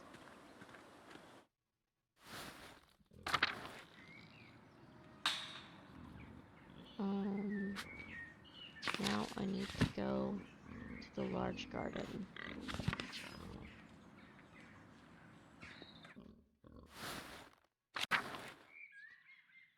There's a kitchen and cellar. Let's look at this. Cucumbers are growing quickly.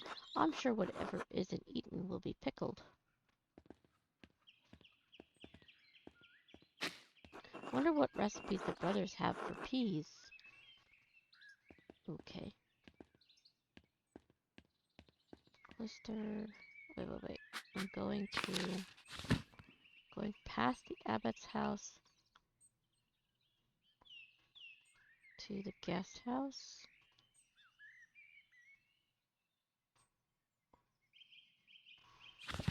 So I should go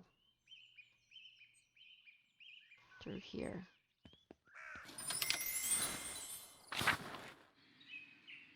That's the courtyard.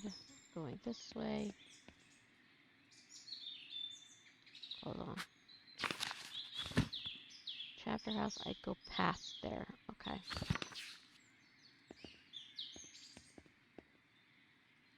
Upper Abbey. And the Lower Abbey.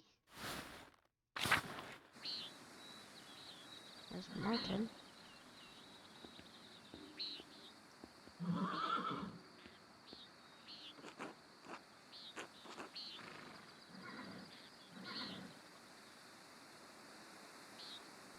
Thank you, Sebi, for the hydrate. Martin says, go away, Andreas. Can't you see I'm busy? Not really. What are you doing? Mind your own business. I'm only curious, and curiosity's a virtue. You're nothing but a snoop and a windbag. Piss off. I don't want to talk to you anymore. Okay.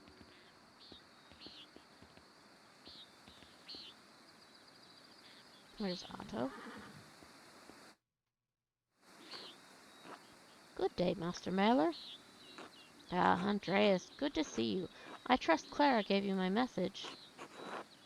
Afternoon, Andres. Otto, Clara did give me your message.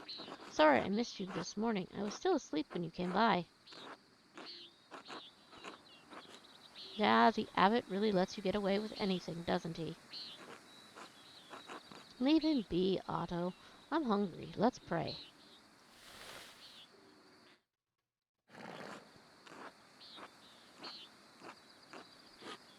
Bless us, O Lord, and these, your gifts, which we are about to receive from your bounty. Through Christ our Lord. Amen. Amen. Amen. How did the morning... Or, let's see. How did the morning treat you? Not too bad, thanks. I hurt my damn hand splitting timber to replace a bad beam in the abbot's house. Oh, oops. It's not that bad of an injury. It just galls me that the abbot bleeds us dry and we're expected to do work here when it suits him. Maybe this. We'll have rye bread? Yes. Oh, it's not all that bad. I get a lot of good work from the abbey. Casting pilgrims' badges isn't really smithing, but I don't mind. We're going to finish up with some cheese, because the cheese is always a good dessert. Anyway, I saw you walking with that Baron Rothvogel in the meadow on your way up here. What's that all about?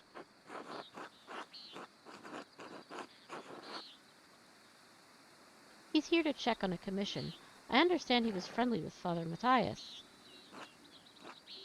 He was, though Father Matthias had some misgivings about the Baron. What kind of misgivings? That he fools around with young women. He's married, of course. Otto, that's not only gossip, and it isn't Christian to spread rumors like that. It's not gossip that he beat up that farmer a few years back. Old Rannig, may he rest in peace. Well, I wasn't there, so I don't know.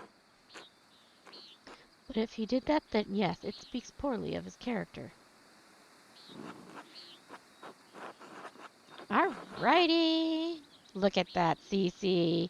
Look at that shiny VIP. Oh, that's awesome. I'm so proud of you. Now you can save up for stickers. Let's see. We had a long conversation on our way up here. We're going to say he beat someone? That doesn't seem like the sort of thing he...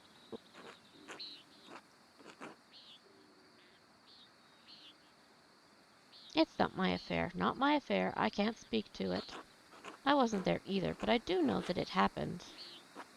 We had a long conversation on our way up here, but he didn't mention anything about that. What'd you talk about then? I mean, no offense, but what does a nobleman have in common with an artist?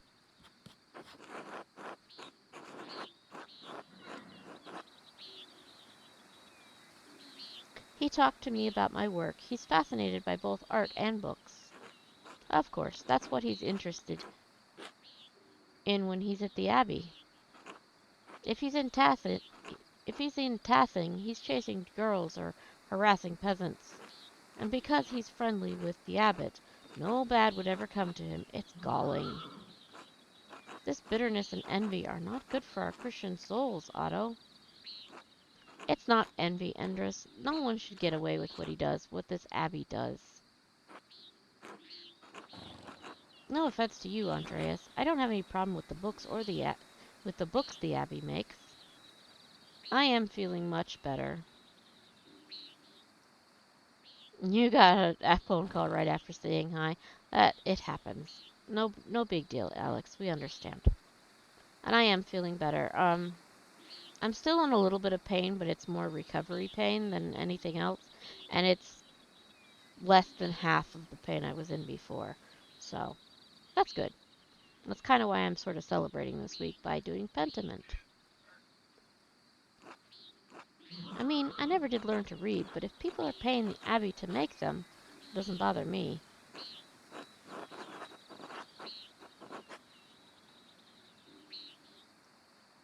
I think you're being unfair. The Abbey does Tassing a lot of good, more than you realize. Oh, Otto, did you see that the Bowers sheep escaped the grazing fields again? Glad to hear that for sure. Hopefully not much longer on the recovery pain. It's better today than it was yesterday, so I'm going to assume it's just going to keep getting better. Um, yeah, I'm not quite at 100%, but it's been it's been a rough few weeks. That's why I decided this week I was just going to take a kind of a little bit of a break from everything, and we're going to do this game this week. And because I've had this game on the back burner since I first saw Brain Dog playing it. And I've kind of been holding on to it for, a little reward for myself. And I was like, I think it would be more fun to do it on stream with everybody else than by myself. So that's what we're doing. Okay, so the sheep escaped again. No, but I'm not surprised. Martin was supposed to fix that fence, and he probably did a bad job at it. He's always in a foul mood, and he could be the laziest soul in Tassing. He can't even hold a hammer properly. Married and a father at such a young age, and he barely lifts a finger for his wife or his child. Oh, what you buildin', Smokey?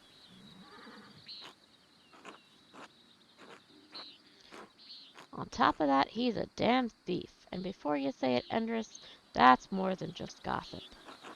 Look at him over by the guest house. He's probably figuring out what he can steal with the least amount of effort.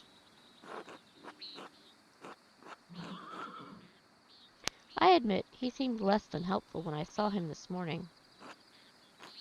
I doubt he'll ever amount to much of anything. Speaking of the Bauer sheep, they're used, and the women will be spinning it soon, Otto. I got it, Endris. No need to tease. What God wants to happen will happen. Storm's coming. We should probably get back to it. Right. I'll catch up in a moment, Endris.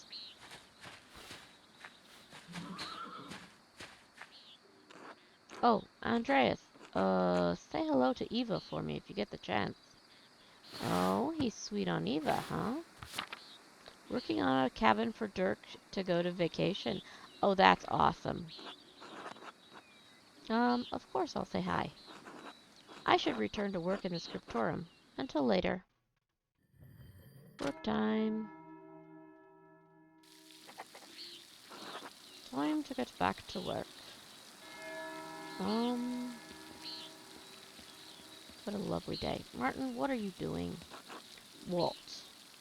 Well, he won't even talk to me anymore. Should I warn the people in the guest house? Let's see if he's even in here.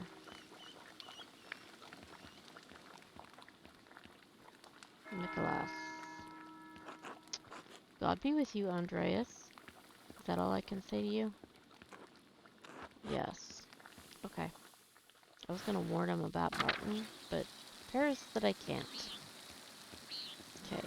Up to the upper abbey. Go back to work. But wait, what's going on here, Matthew? God bless you, Andreas. Hello, Brother Matthew. What are you doing out here? I thought you were aware that in addition to my role as Kirsau's sacrist, I tend to the shrine of Saint Moritz. Oh yeah. He is the patron of Tassing and Kirsau both, so it is my duty to ensure his reliquary is well cared for.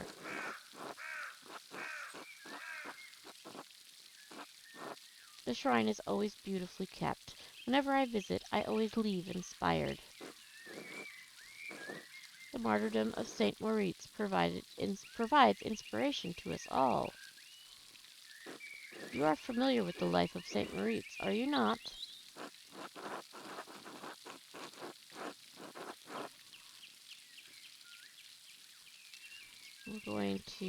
I've been reading more about saints from far off, when Sister Illuminata allows me a book, of course. I'm surprised you have neglected Tassing's patron then. He was born in Egypt. You ought to learn something about him while you're here. By all means. Saint Moritz is the most widely known for his martyrdom at the hands of the Romans. He protected a town of Christians from slaughter, and in turn he and his legion were decimated.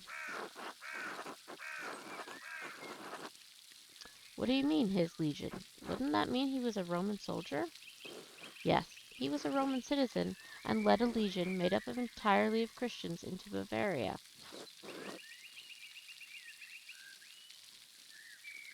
If Miss Body's going to come with. Well, as long as Miss Body isn't out in the rain, she should be just fine. So she could stay in the cabin and do something in there, right? When he refused to kill the Christians, even though they were traitors to Rome, the emperor had his legion massacred. Most of the pilgrims who visit come knowing only this, if anything, about his life. However, Tassing venerates Saint Moritz because he is the one to convert the town and save it from destruction. Saint Moritz came here. Indeed. He and his legion were snowed into this pass, and the townsfolk refused to aid him. The daughter of the town's leader, Satya, was moved in spirit and snuck from the town to convert. She led Moritz to a spring, and as soon as she was baptized, the snow melted, revealing all manner of fruits.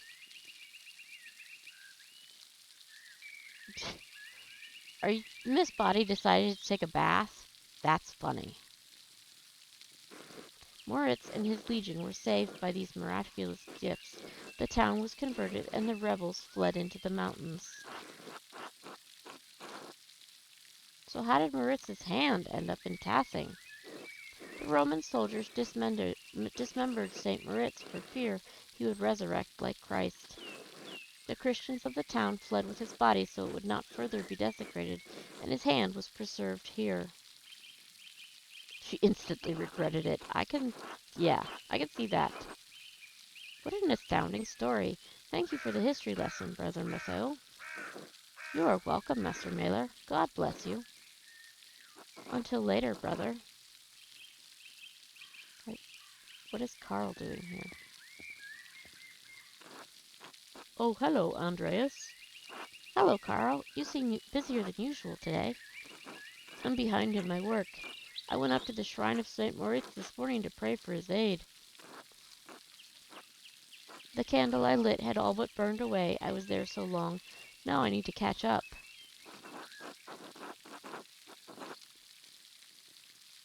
Do you go to the shrine very often?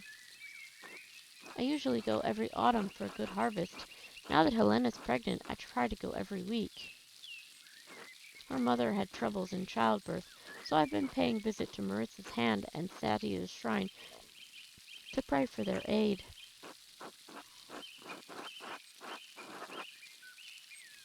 Do you think the saints will hear you? Moritz's hand has done many miracles in Tassing. If he can restore the hand of a monk, then surely he can help Helena. I hope that the saints hear your prayers. Thank you, Andreas. So do I. Okay, so I'm guessing those are just... Can I go this way? Yeah, let's go through this. And straight this way. Oh, hello, Volkbert. Good day, Andreas. This way. Sebhat. God give you health, Master Mailer. Brother Sebhat, I'm surprised to see you still here. As am I, but I will be leaving soon, returning to Rome. I and my bishop regret that we could not reciprocate Father Rodolph's generosity earlier.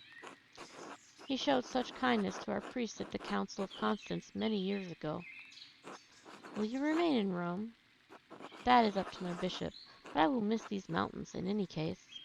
You should travel to Ethiopia, Master Mailer, and see the highlands. God has blessed my home with a wondrous beauty. I would love to someday. I still need to return to Nuremberg and open my workshop. Yes, someday. Until then, if you are ever in Rome, I would like that. By the way, if you have some time in the next few days, it would be nice to share a meal with you and some of the townsfolk. The townsfolk? I am accustomed to strange looks, especially in rural places like these, but I have had kind words with the baker and his wife. Oh yes, the Albans, Ulrich and Gret. I offered to tell a story to the children and their mothers over a meal someday. Gret seemed excited about the idea, but I would be more comfortable if you were there as well. I can certainly make time. Thank you, Andreas. I look forward to it. God give you health. Okay, so we just promised a lunch with Sebhat. Cemetery. Already looked at that tree.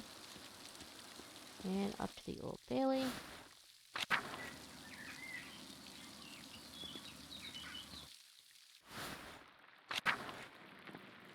There we go.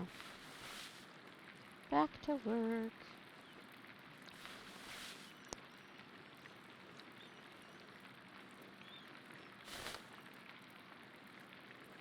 Brother Eldoc, this work, I don't know where to start.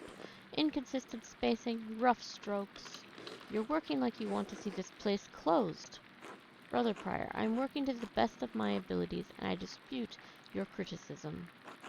I may not be fast, but I still have my talent, praise be to God. And Brother Guy, why are you still on this page? What is wrong with you? Normally you're so reliable. Many apologies, Brother Prior. I will work harder.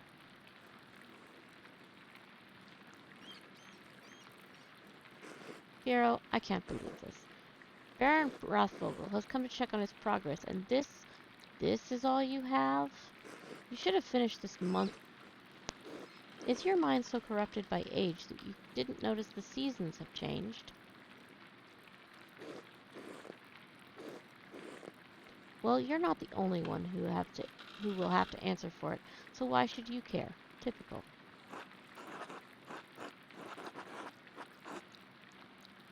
Excuse me, Prior Ferenc, but I believe your point is made. Andreas, I will remind you that I am the master of this scriptorium, and you are a guest here.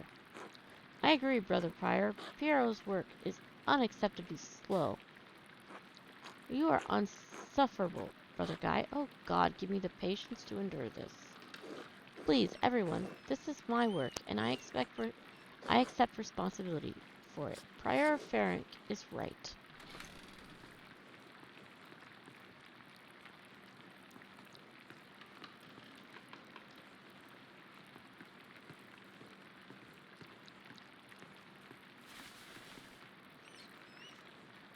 Prior Ferenc, is this mine? It must be, yes. It is, my lord. I can No, I don't want excuses. I've come all this way and I have to be honest. I expected more.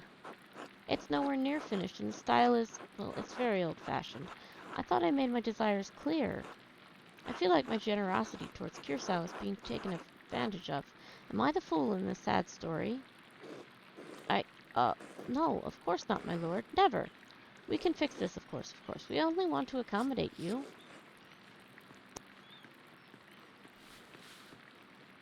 Ah, Andreas, good to see you again. How should I respond? He already seems annoyed.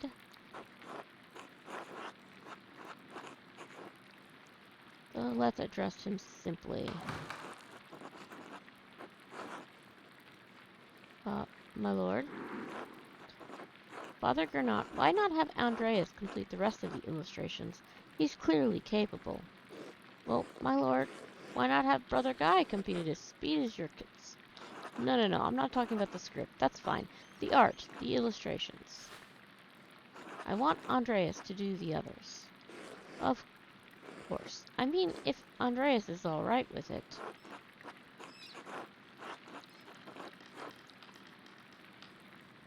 If it takes the pressure off of Brother Piero, I'd be delighted to complete the work. There we have it. I hope this allays your concerns, my lord. Excellent. By the way, Father Abbot, am I still welcome at your table for supper? Naturally, my lord. Wonderful. I'd like Andreas to join us. My lord, I've already made supper plans with the Drucker family in town. Nonsense. You can eat with them any day. I'm only here for the evening. Well, Father? Well, that would be quite unusual. Unusual or not, I doubt that my good friend, the Prince Bishop, would deny additional guests at his table. What do you think? I understand. Yes, you're right, of course. Andreas may join us for supper. I look forward to it.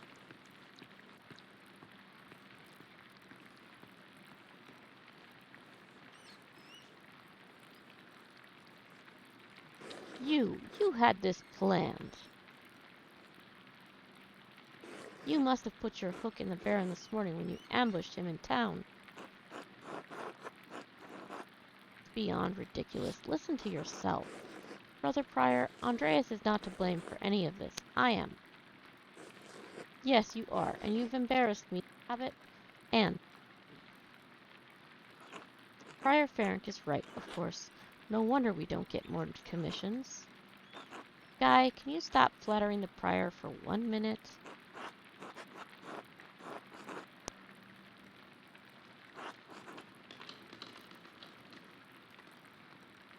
If anyone is the embarrassment here, it's you, Ferenc. Brothers.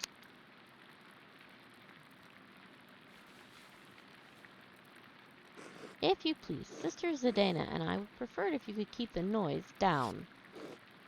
Sounds like Samson slaying the Philistines in here. Of course. Get back to work, everyone. Well, that was not wonderful, but there's nothing to be done about it now. I'll finish my work here and wash up in the lavatorium for supper at the abbot's table.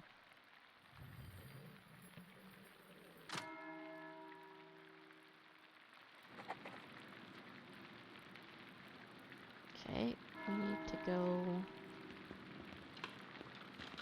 Let's go look at this. Wonder what Prior Ferenc was doing with this book.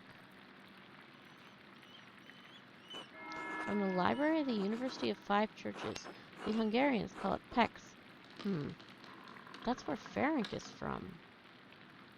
Doctor of Theology George of Gran. A friend of his?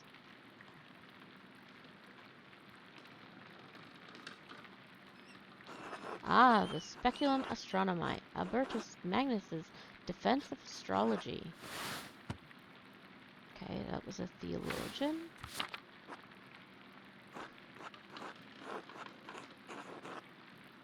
Bastard script. Burgundian? Flemish? Not from here, and not recently. That's definitely Ferenc's handwriting between the lines and in the margins. Is he notating the text for his personal use? In any case, it's a thorough commentary. What is this? It looks scribbled. Not like Ferenc to be so sloppy. He didn't even blot the ink dry. Libra, Capricorn, Aries, all astrological symbols. What's written below? Maybe I should have learned Greek at some point. I can't make any sense of this. I suppose I'll figure it out in due time, but I'll copy all this down to reference later. Okay, let's go to the Old Bailey.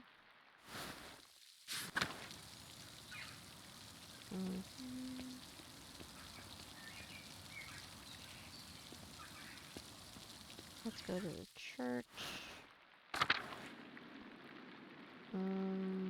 Wait, map. I need to go to the lavatorium.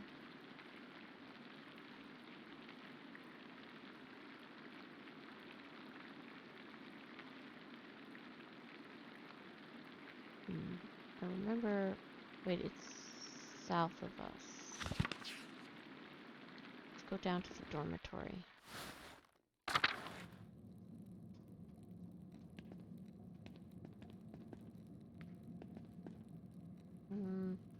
Wait. Did I go the wrong way?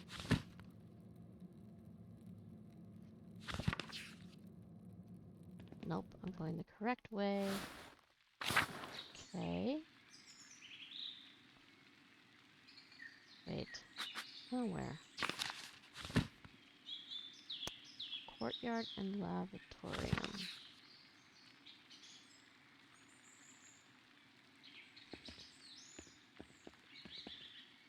Factory. There it is.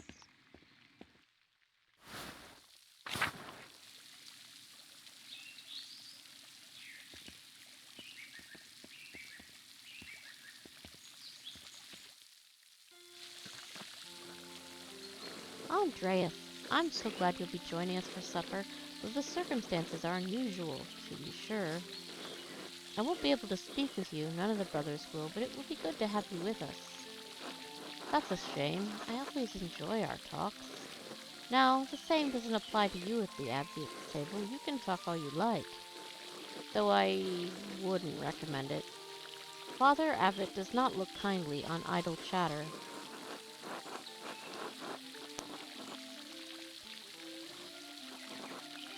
I wish you could take my place, Brother Piero. You deserve the honor. Anyway, I'm sorry for how the prior treated you. It's not fair. It's humiliating. Oh, no, my son. There's no need to worry about me or my pride. And we all need a taste of humility from time to time to keep our feet on this earth. No, Andreas, you are my pride. I cannot claim to have taught you much, but I am proud to have known you and your work. And when you leave all of us at Curacao Abbey behind, you can call upon your friend Lorenz, the Baron Rathvogel, to help you in your career.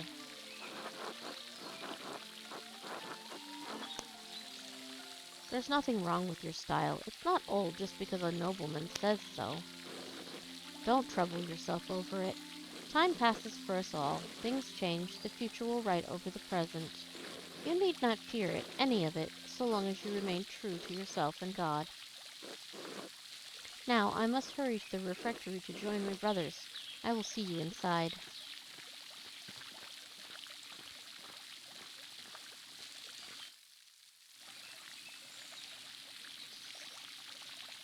Okay. Now where am I going? To the refectory. Which is going to be this way. That's the large garden. There we go.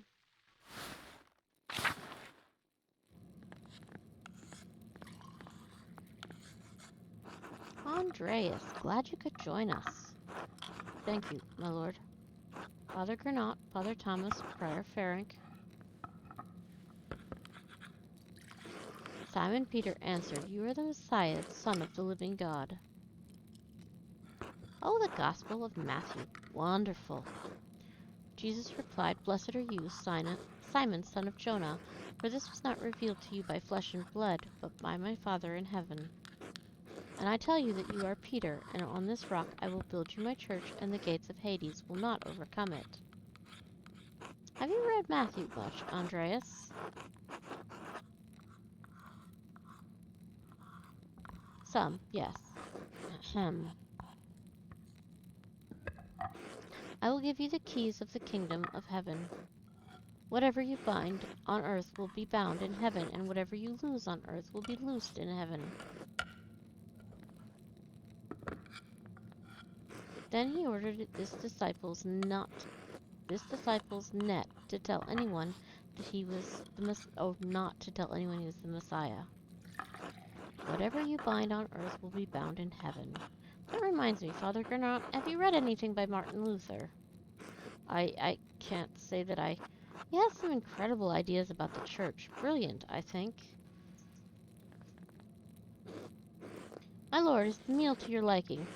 I believe I remember you enjoying our quail on your last visit. The quail, my godfather abbot, the quail's fine, but don't you think Luther's ideas are worth discussing?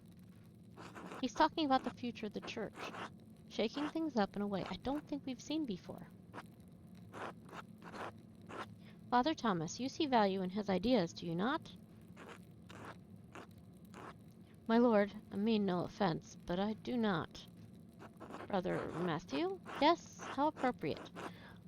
What are your thoughts on Luther's attacks on the church's sale of indulgences? ... Baron, please do not involve the other brothers in this conversation. Fine, fine. What about Andreas? Certainly a man who attended the same university as Martin Luther can spare some thoughts on his work. He really puts me into a difficult position.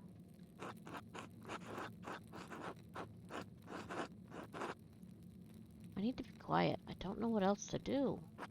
Lorenz won't like it, but this is the abbot's table, after all. We'll just remain silent. Et tu, Andreas. I expected more of you. Enough! Lord Rothvogel, you are our guest and held in high esteem, but you have worn out my patience. You will not be discussing Luther's work with Andreas, Thomas, Matthew, or any other brother. Is that clear? I suppose, Father, it is your abbey, but you're taking too much offense at this, and you're far too afraid of change. Whether it's from Luther or someone else, reform is coming to the church. You had better accept it. What? Neither you nor Martin Luther dictate change to the Holy Church on their whim.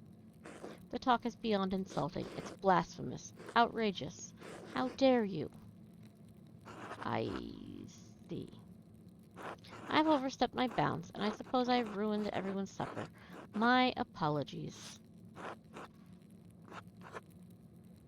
In spite of this unpleasantness, I will make good on my manuscript payment, and the donation of my copy of Historia Tasse. If you cannot accept what the future will bring, perhaps it is time for you to come to terms with your past. No need to overstay my welcome. Fathers, brothers, Andreas, good night.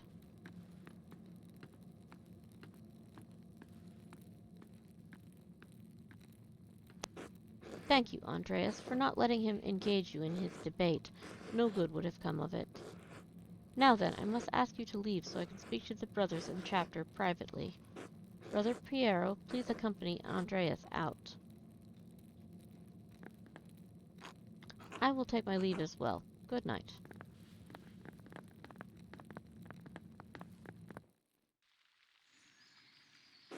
Don't worry about Father Gernot and the Baron. I'm sure it will be all fine by morning.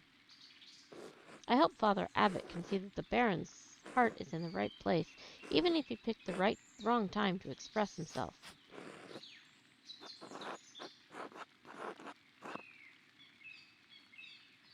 I think the Baron should apologize if he wants to be forgiven. Think on Matthew, Andreas. Our forgiveness should come like God's love, freely, without condition. In any case, I do hope the Baron respects the Abbot's wishes for the rest of his stay, for everyone's sake. Brother Piero, what do you think of Martin Luther's ideas? Ha! That is for younger and wiser men than me to decide. I'm just a monk, thank God. Good night, my son.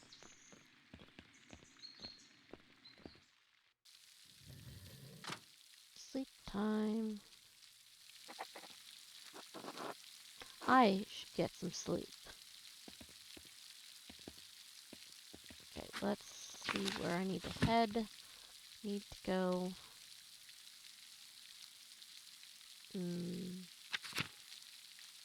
the Gertner farm? And I am where? The Abbey is up here. Okay. So Abbey, so I need to get to the town.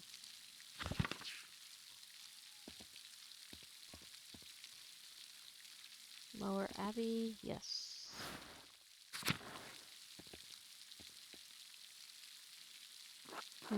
There's still a lamp burning in the guest house. Lorenz must still be awake. What he's doing? And what was he thinking? He's a baron, but he couldn't have expected that to go well. The storm doesn't seem to be letting up anytime soon. It's a poor night for stargazing. I should get back to the Gertners. Let's see if the baron wants to... Oh, I can't go in there. Okay.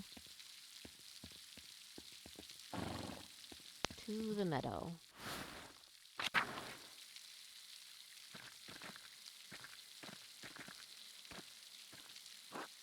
Huh?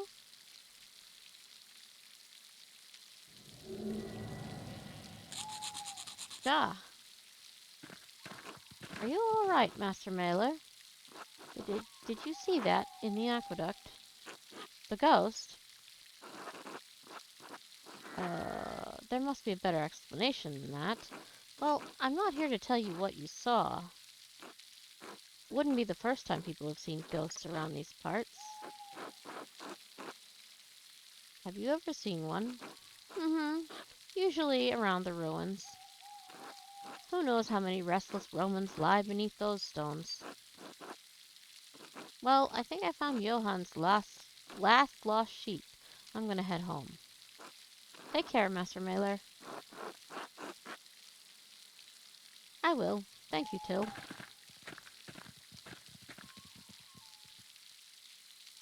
Okay, this is an iris. What's this? Figures in this shrine are to Saint Christopher are quite nice. We'll go to the forest. Not looking for that. What's this?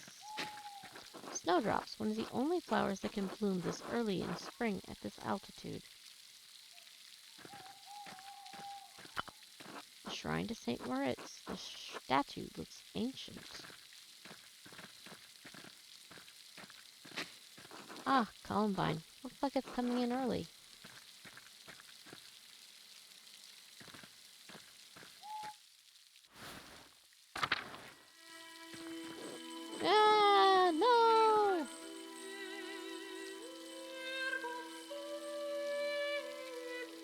Oh, Sebi, that's weird.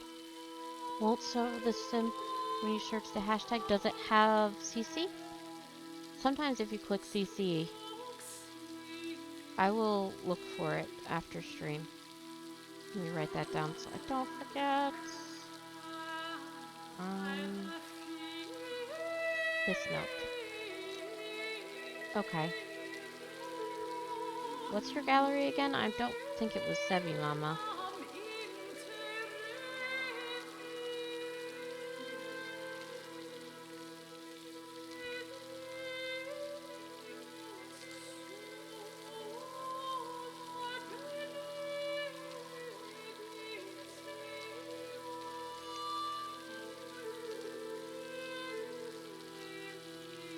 Okay, so Emily is yelling Fancy Ace.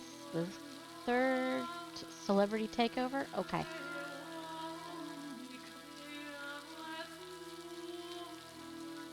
I will definitely make sure I have that downloaded and entered for the asylum. No worries. I'll find it, even if it's not on the, thank you for letting me know it wasn't showing up. Pale horse, still on the floor. Are you alright in there? Martins, the pale horse, death! Sister, listen to my voice. Do you hear me? Do you hear me? Okay, Janie. Emily says she hears him. Yes, Father, I hear you. Am I here? Is this now? Yes, you are with us, and this is now. I apologize, Andreas. I imagine that must have been quite alarming. Is she all right?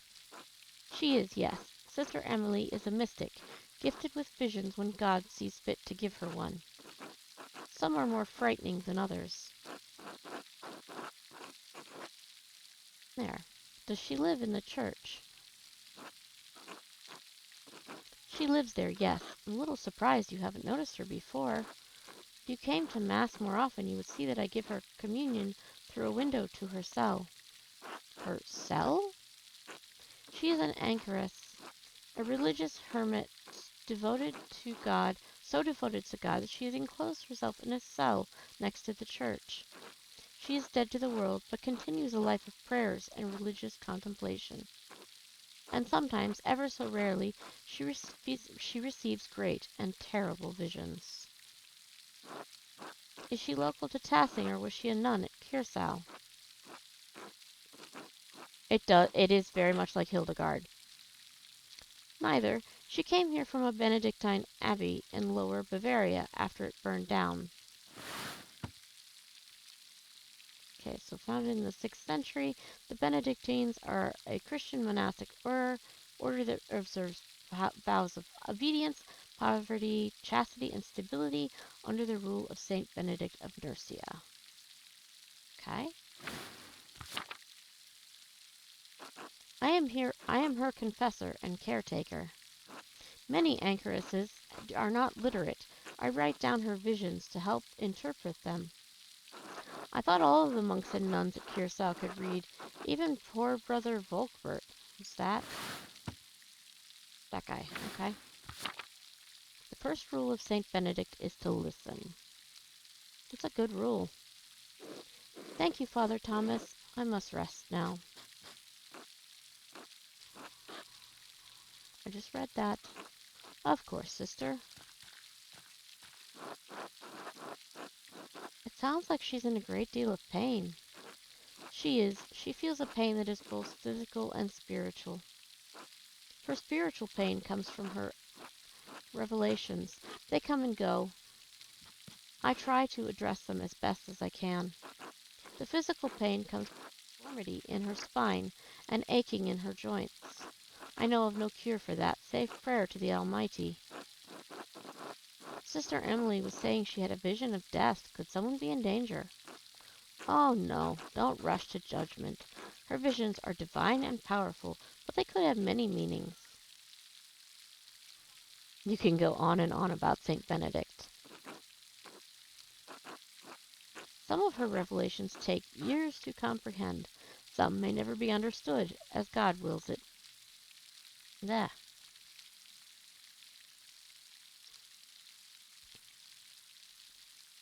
Okay, throat feels better now.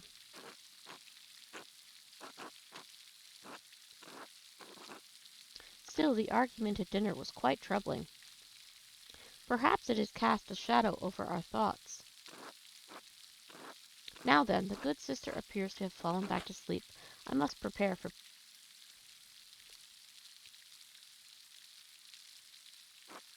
Good night, Andreas. Good night, Father. That was strange. Can't talk to her again either. Alright, where am I heading again?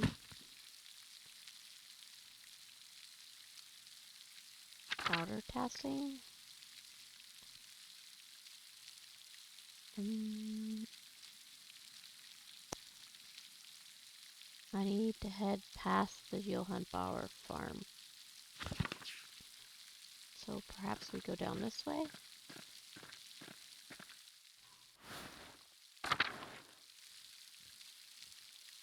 Okay, to the town commons.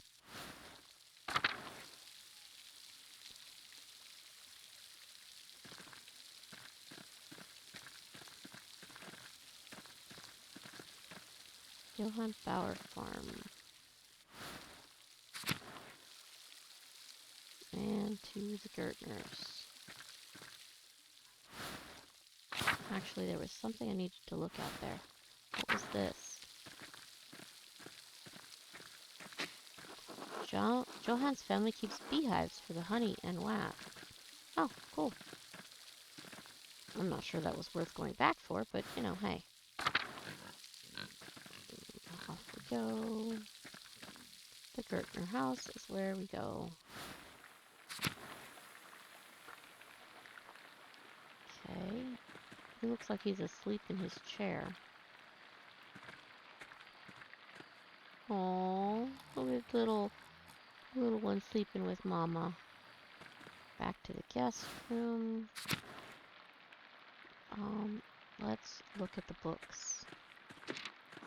Picatrix, Key of Solomon, the Heptameron.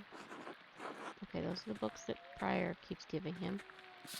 And then he's still talking about cleaning this up. Not what I was looking to do.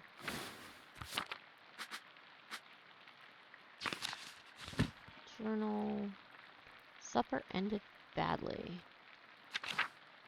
Gertner's taxes, I just need to hand it to her in the morning. So let's go to... What's this? Oh, it's sleep hours. Cool. Let's go to bed. It's getting late. I should get some rest. Let's get some sleep.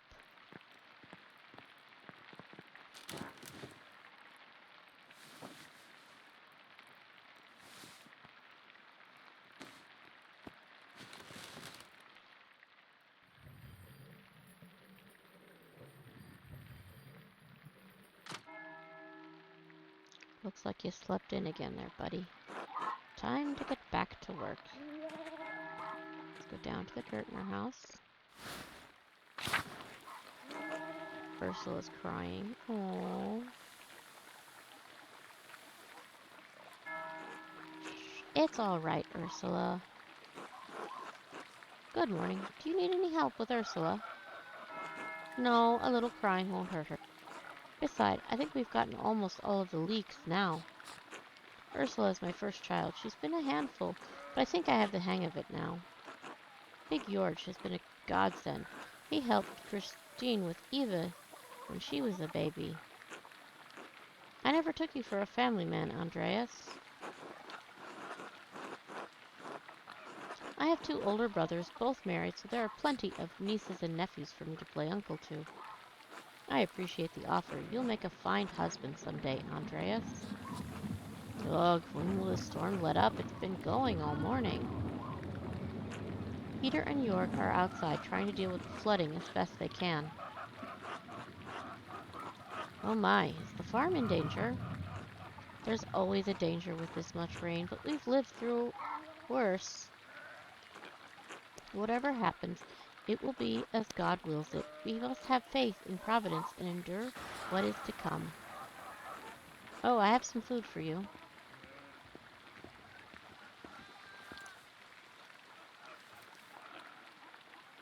Here. Sorry I couldn't prepare anything more. Uh, didn't Otto ask me to say hello? He's probably courting her. So I'll be a good friend to him and tell her. Thank you. Otto wanted me to say hello, by the way. Oh, he did, haha. Hmm.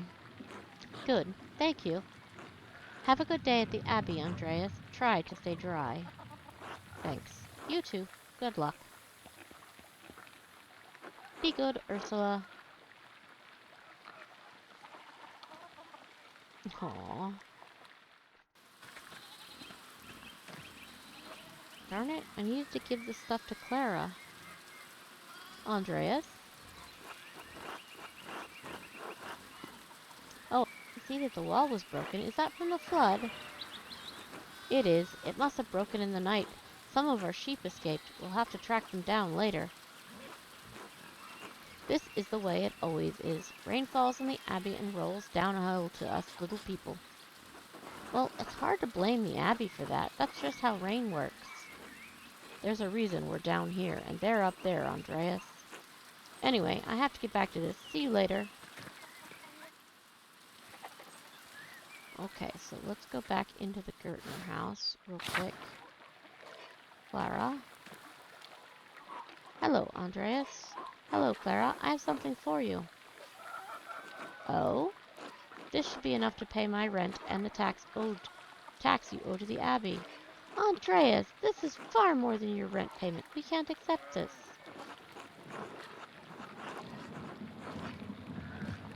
Consider the rest a gift, then, in addition to my rent. But Andreas, how did you even find so much coin? Are you sure you'll have enough spare for yourself? I convinced Brother Matthew to pay me a bit early. I wanted to be sure you could pay your taxes in time. God bless you 1,000 times, Andreas. You don't know what this means to us. I am happy to help, Clara. It's the Christian thing to do. You're a good man, Andreas. Thank you. I'll let you move on with your day. God bless you. Until later. Okay, so that should finish up that quest. And head past... Okay, out to the Gertner farm.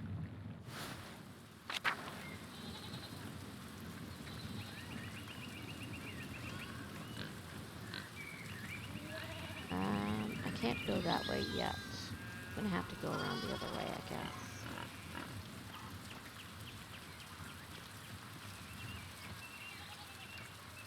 Go to the town commons. Let's talk to Andres. Hello, Andreas. Good morning, Andres. So, Atta and Eva, huh?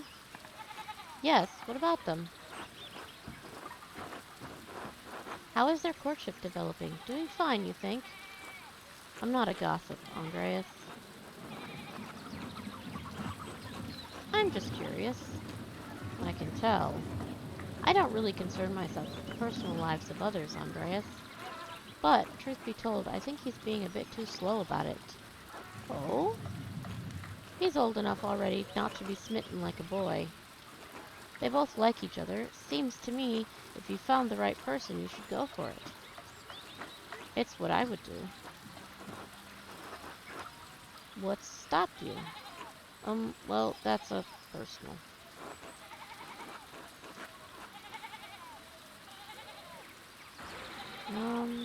You can trust me, Andres. Aren't we friends? That's what the gossipers always say. But we are friends. I can't deny that. I do hope to find someone at my side as we build a family. God has not given me this blessing. Worry not, it could happen at any moment, Andres. One hopes so. I must get back to work, Andreas. Enough talk. Until later.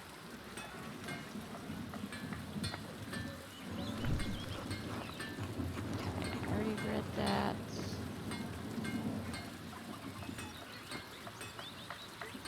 Can I not?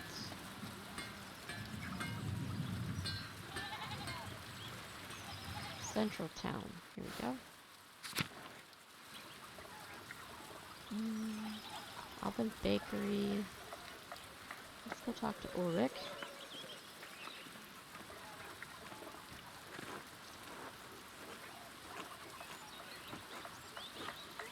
God be with you, Andreas. Seems like we have a good spring storm, though I hope it lets up soon. Good morning. I'm sure it will let up soon. As God wills it. Ulrich, I paid Gret for last week's pumpernickel. Sorry to make you wait for it. It's no trouble at all. Please say hello to Lucky for me. Of course. Now I'm off to home and then to the Pfeiffers. Good morning, Agnes. What's going on at the Pfeiffers? Helena has about a month to go before her child is due. Her last one was hard. He didn't make it, God rest his soul. I just want to give her the best chance she can have. It is in God's hands. Trust in Providence. Always, Ulrich, but I'll do what I can to help. Why make the Lord do all the work? I must be off now. Good day to you both, and Andreas, stay out of the rain. Tell Helena I will pray for her health. She will appreciate that, Andreas. Thank you. Until later. Until later. Okay, so I could go into the bakery. Let's go in there.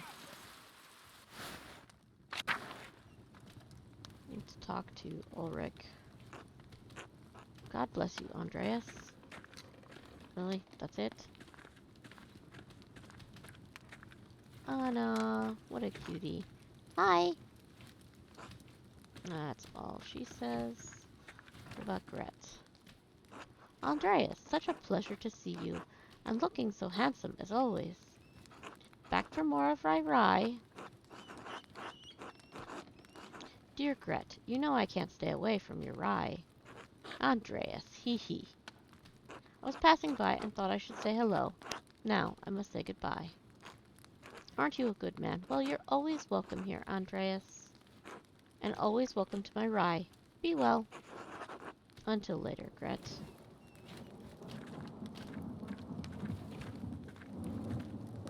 Let's go back to the town.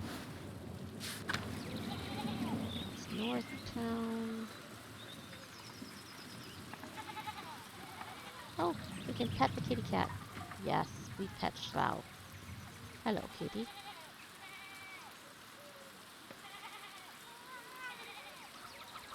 Probably a very soggy and unhappy kitty right now.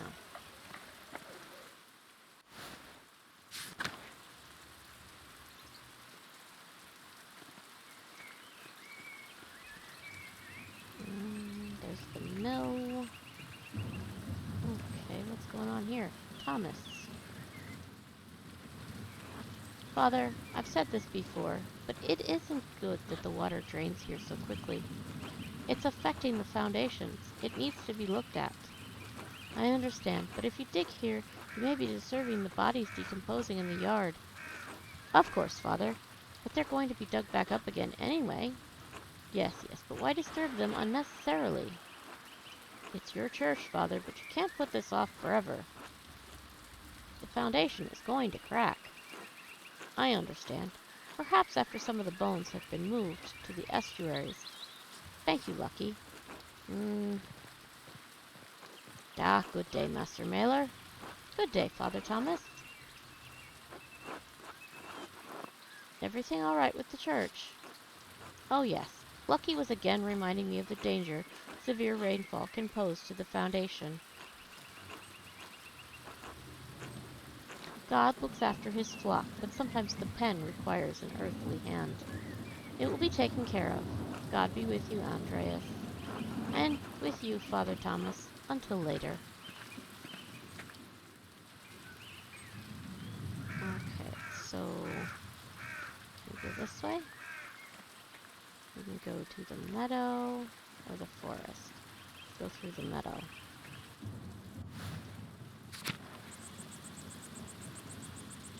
Pretty sure I looked at all of these before this. Yeah, I looked at that and that. Let's talk to Till. Hello there, Master Mailer. Hello, Till. Bumped into any ghosts lately? Hee hee. No, not since we last spoke. Good, good. Have you ever seen a nicer view? Don't get sights like this in the cities, I expect. I can't say that Nuremberg has many Roman ruins, no. Oh yes, Tassing is full of them. Quite the marvels they are. I don't pay much mind to the writing on them, as I can't read Latin myself, but you might enjoy giving them a look. If you do, you'll have to tell me if they match the old legends I read about. What sort of old legends? Well, when Father Matthias was abbot, he would let me borrow books from the abbey's library. I think I read through half that library before Father Granot became abbot.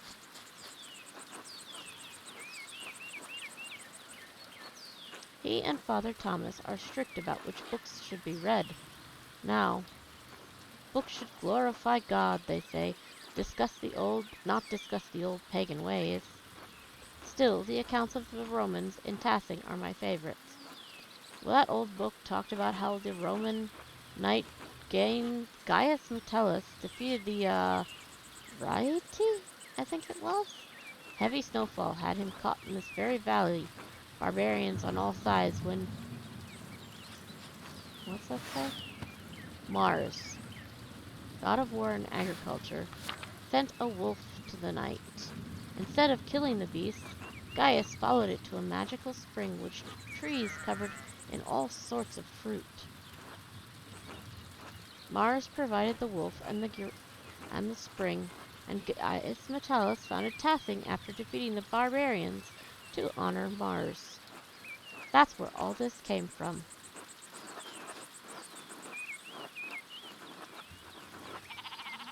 That sounds a lot like the story Brother Matthew told me about St. Moritz, without the Roman gods, of course. I hadn't thought of that. Both were snowed in into this valley, weren't they? And saved near a spring. I wonder if it's the same story.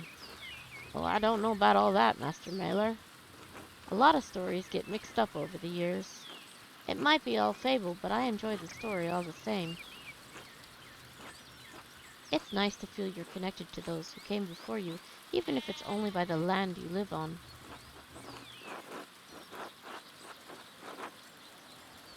Books connect us to the pasts we could hardly imagine existed. Well said. It's been good chatting with you, Master Mailer, but I better get back to work. You let me know if you find any particularly good books in that library, all right? I will. Until later, Till. Already looked at that. And that. Martin?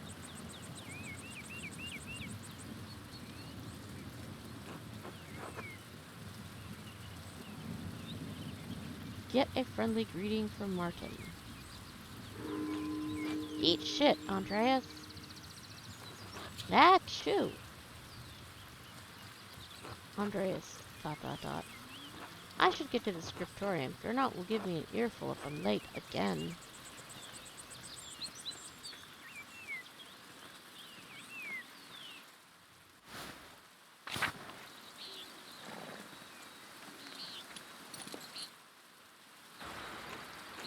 God be with you, Andreas. Are you still preparing to leave, even with this weather? The weather is unfortunate, but the Baron's wife, Lady Salomia, will be arriving today. My lord intends to depart as soon as she arrives. How long have they been married? 7 years now. She's a fine woman. A true lady. I was hoping to bid farewell to the Baron before he leaves. I'm sure he would appreciate that. He spoke highly of you before he went to bed.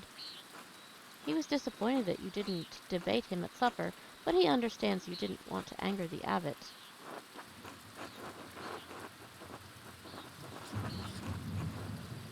It's the abbot's table and the abbot's rules. Which is why my lord understands, of course.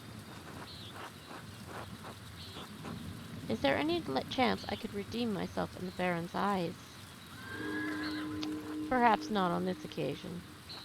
I believe you may have offended the Baron in some other way as well. Some way? Or some ways. I would not fret too much about it, Master Mailer. He is a forgiving man. Where's your master gone, then? He went for a walk early this morning. He didn't say when he'd be back. I hope he returns soon. The rain is turning everything to mud. My lord might surprise you, Andreas. He never minds getting mud on his boots. Of course, I must be the one to clean them. The Baron seems to be quite an unusual man in many ways. Maybe so. I only knew him as my lord for these last 7 years. That reminds me, did you see a short, surly man in a hat on your way up this morning? That can only be Martin Bauer. I might have gone with sullen or whiny, but yes, that's him. He ran past me in the meadow as I was walking up the hill. He was in quite a hurry. That would explain my lord's missing rings. You believe he stole from you? Not from me, no. From my lord.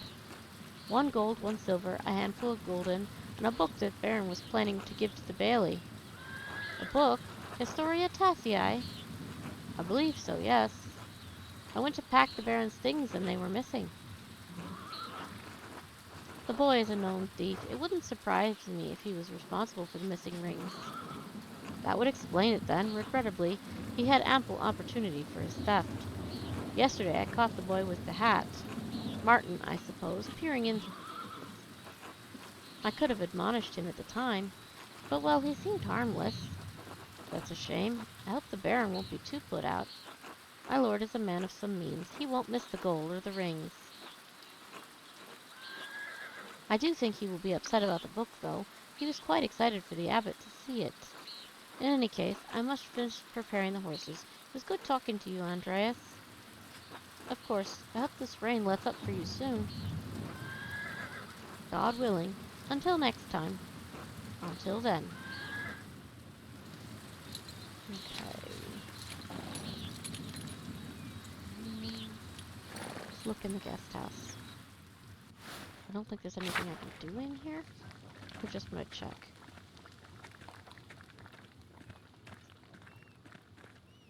Yeah, can't do anything. Upper Abbey.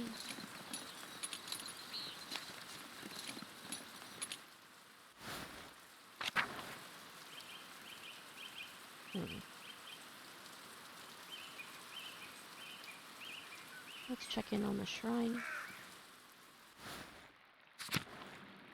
Already saw those two. Is anybody? No.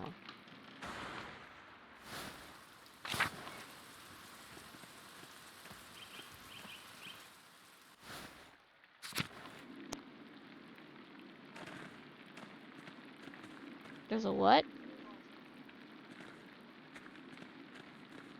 Okay.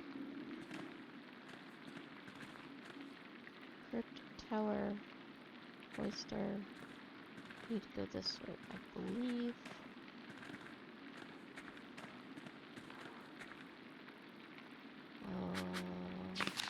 Do I have to go past the Old Bailey? Yes.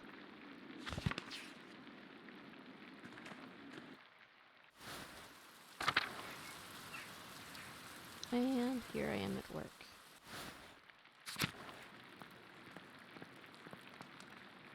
Oh, this is wonderful. The rest of the abbey is soaked, and there's not a drop of rain in here.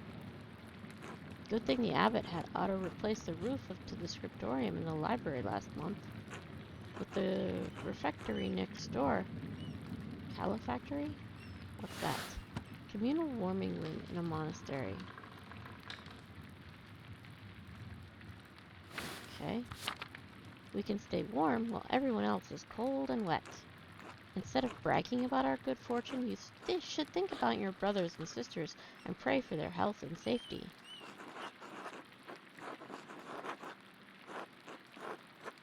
Brother Adok, aren't you as happy that the books are safe?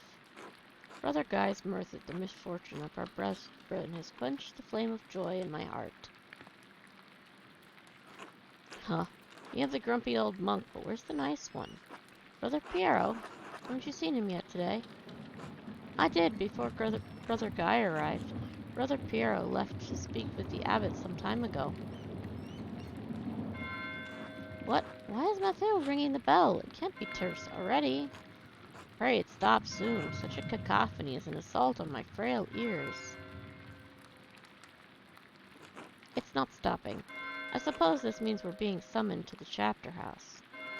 God, give me the strength to endure the rain. It's 50 feet, old man. You'll live. God, give me the strength to endure this man. He's not wrong there. I really don't like Guy.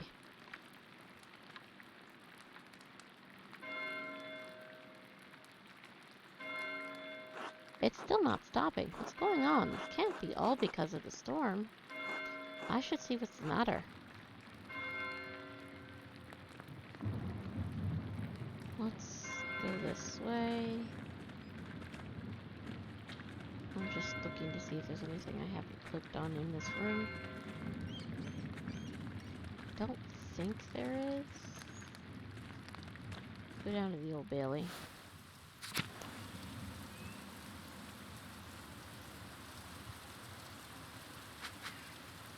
Where am I needing to go?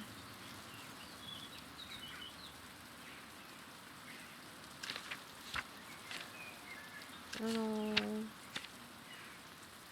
Blood.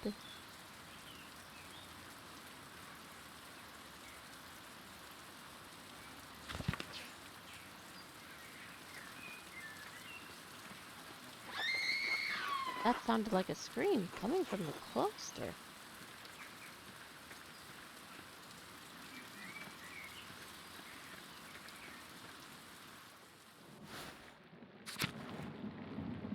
Okay, the cloister is down that way.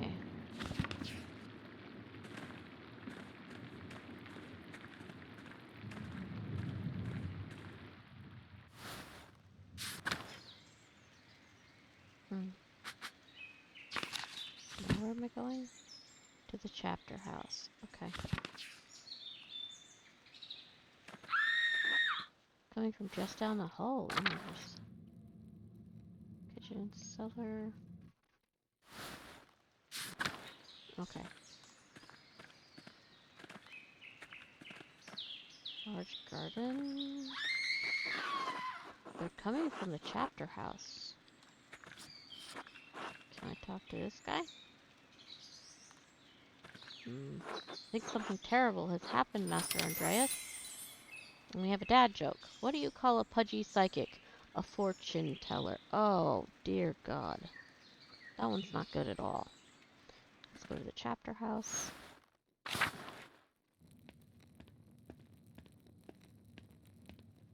Uh-oh. Remain silent. Please, Father, where is Brother Florian? Have him come quickly. Be silent, brother. Brother Florian, if you please.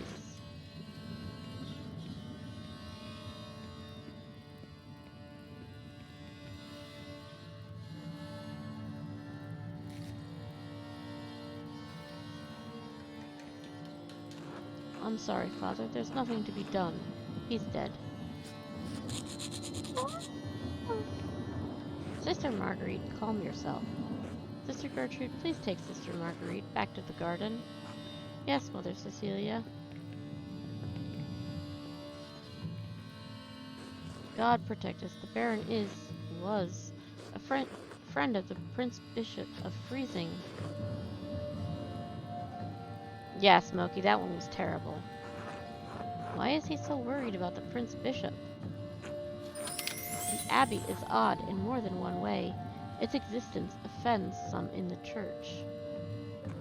We are far enough from Rome and Mainz that everyone forgets about us, but this could bring unwanted attention. Florian, how easily do you think you could dispose of this body? ... Father Abbot, what are you saying? Why are you questioning me? Why are you wasting precious time? Do you want to see the soldiers of the Prince Bishop march up our steps and fling your brothers and sisters out of our home? God protect us. What a sacro, no? No, Ave Maria. Silence! Quiet! Calm yourselves, all of you. Father Abbot, Baron Rothbogel's manservant is already preparing to leave. The Baron's wife should be here in a matter of hours. This is not the time for rash decisions. Yes, you're right. Forgive me.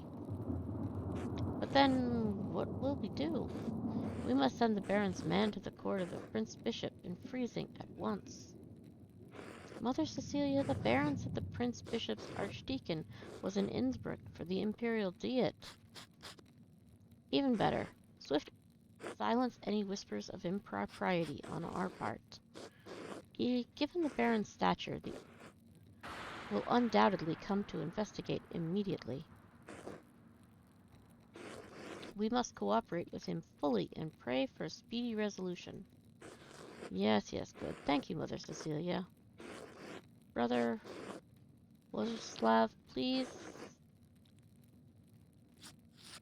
detain Brother Piero in the cellar until the Prince Bishop's man arrives. What? Brother Piero? Why? That's absurd. He was caught in flagrante delicto, covered in blood with a knife in his hand. Father, do you really believe that Brother Piero is capable of such a foul deed? Yes, capable enough when motivated by anger. I had no anger against the Baron, Father Abbot. I simply came across him like this. No anger, not even for insulting your work and forcing you to give us to Andreas. This is not a subject for debate. When the Prince Bishop's men arrive, we must not be empty-handed.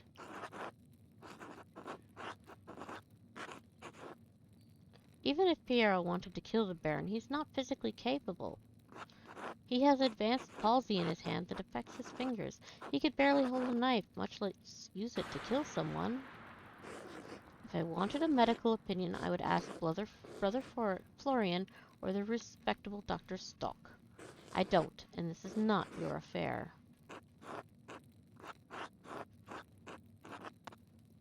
Forgive me, Father Gernot. I just don't think that Brother Piero could have done this. Your position has been noted. My decision stands, however. Brother Władysław will retain Brother Piero in the cellar until I say otherwise. Brother Florian, please escort Andreas out of the abbey. Andreas, do not show your face again here until tomorrow. Do you understand me? This is ridiculous, but yes.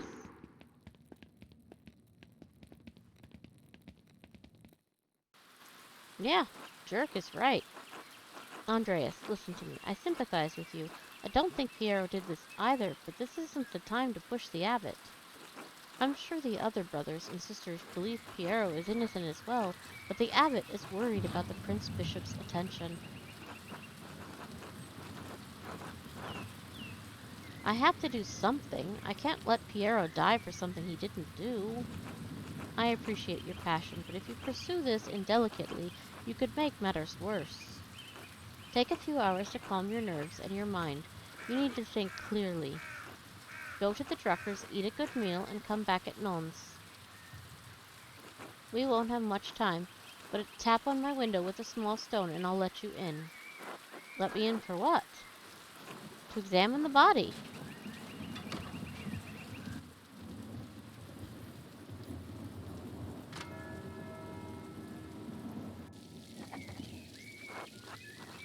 I should follow Florian's advice and go to the Druckers. Hopefully, it will clear my head. Okay, so I am actually thinking this may be a good spot to leave it for today. And let's see, we have useless facts. The lost pilot was so expensive that the chairman of ABC was fired for green-lighting the project. 10 million just for the pilot? Wow. I did not know that. Thank you for the hydrate, Smokey.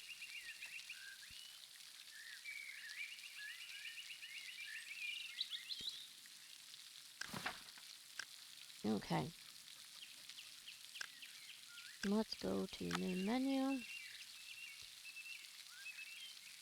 Last save 53 seconds ago.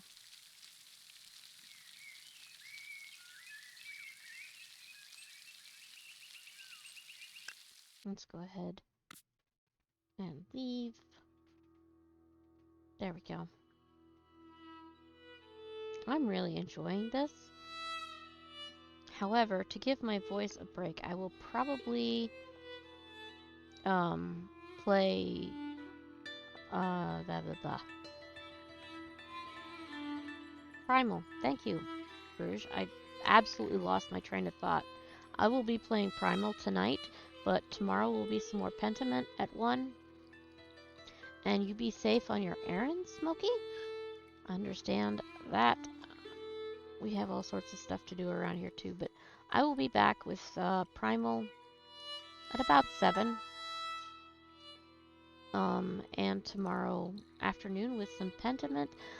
Thank you everybody for hanging out with me while I read a story and answered a few questions, which I had a really good time today. I will be honest. I'm really enjoying this game. You just finished getting your recipe ready for Kev. Perfect. Let me see who is live that we could drop some love to. If anybody.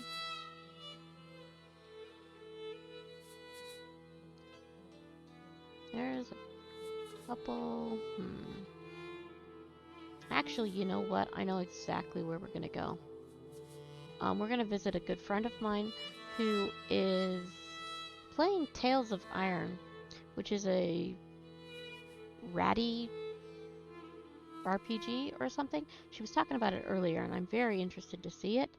So, All of the Sea is on sale.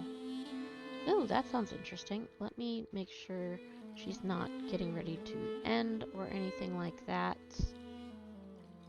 Oh, this is a really cute game. I really want to see this. So let me give a shout out to where we're going. That way, if I can type, that way if you get left behind, you know where we're going to go. And I will get the raid started. Geek is a good friend of mine. She's been streaming for a while. She's a lot of fun. She does a lot of variety stuff. Sometimes it's Sims, sometimes it's other stuff. But she's a really fun creator to watch. And she's doing some RPG today. She also plays Destiny, among other things. So we're going to go say hi.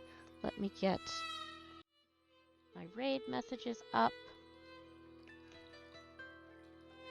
And you can copy those. First one is for follows, second one is for subs, and subbing is never required here. So I will see all of you later tonight for some Primal, which I'm looking forward to, and some more Pentiment tomorrow. So everybody have a really good afternoon. I will see you later. Take care of yourself. I love each and every one of you, and thank you for hanging out with me.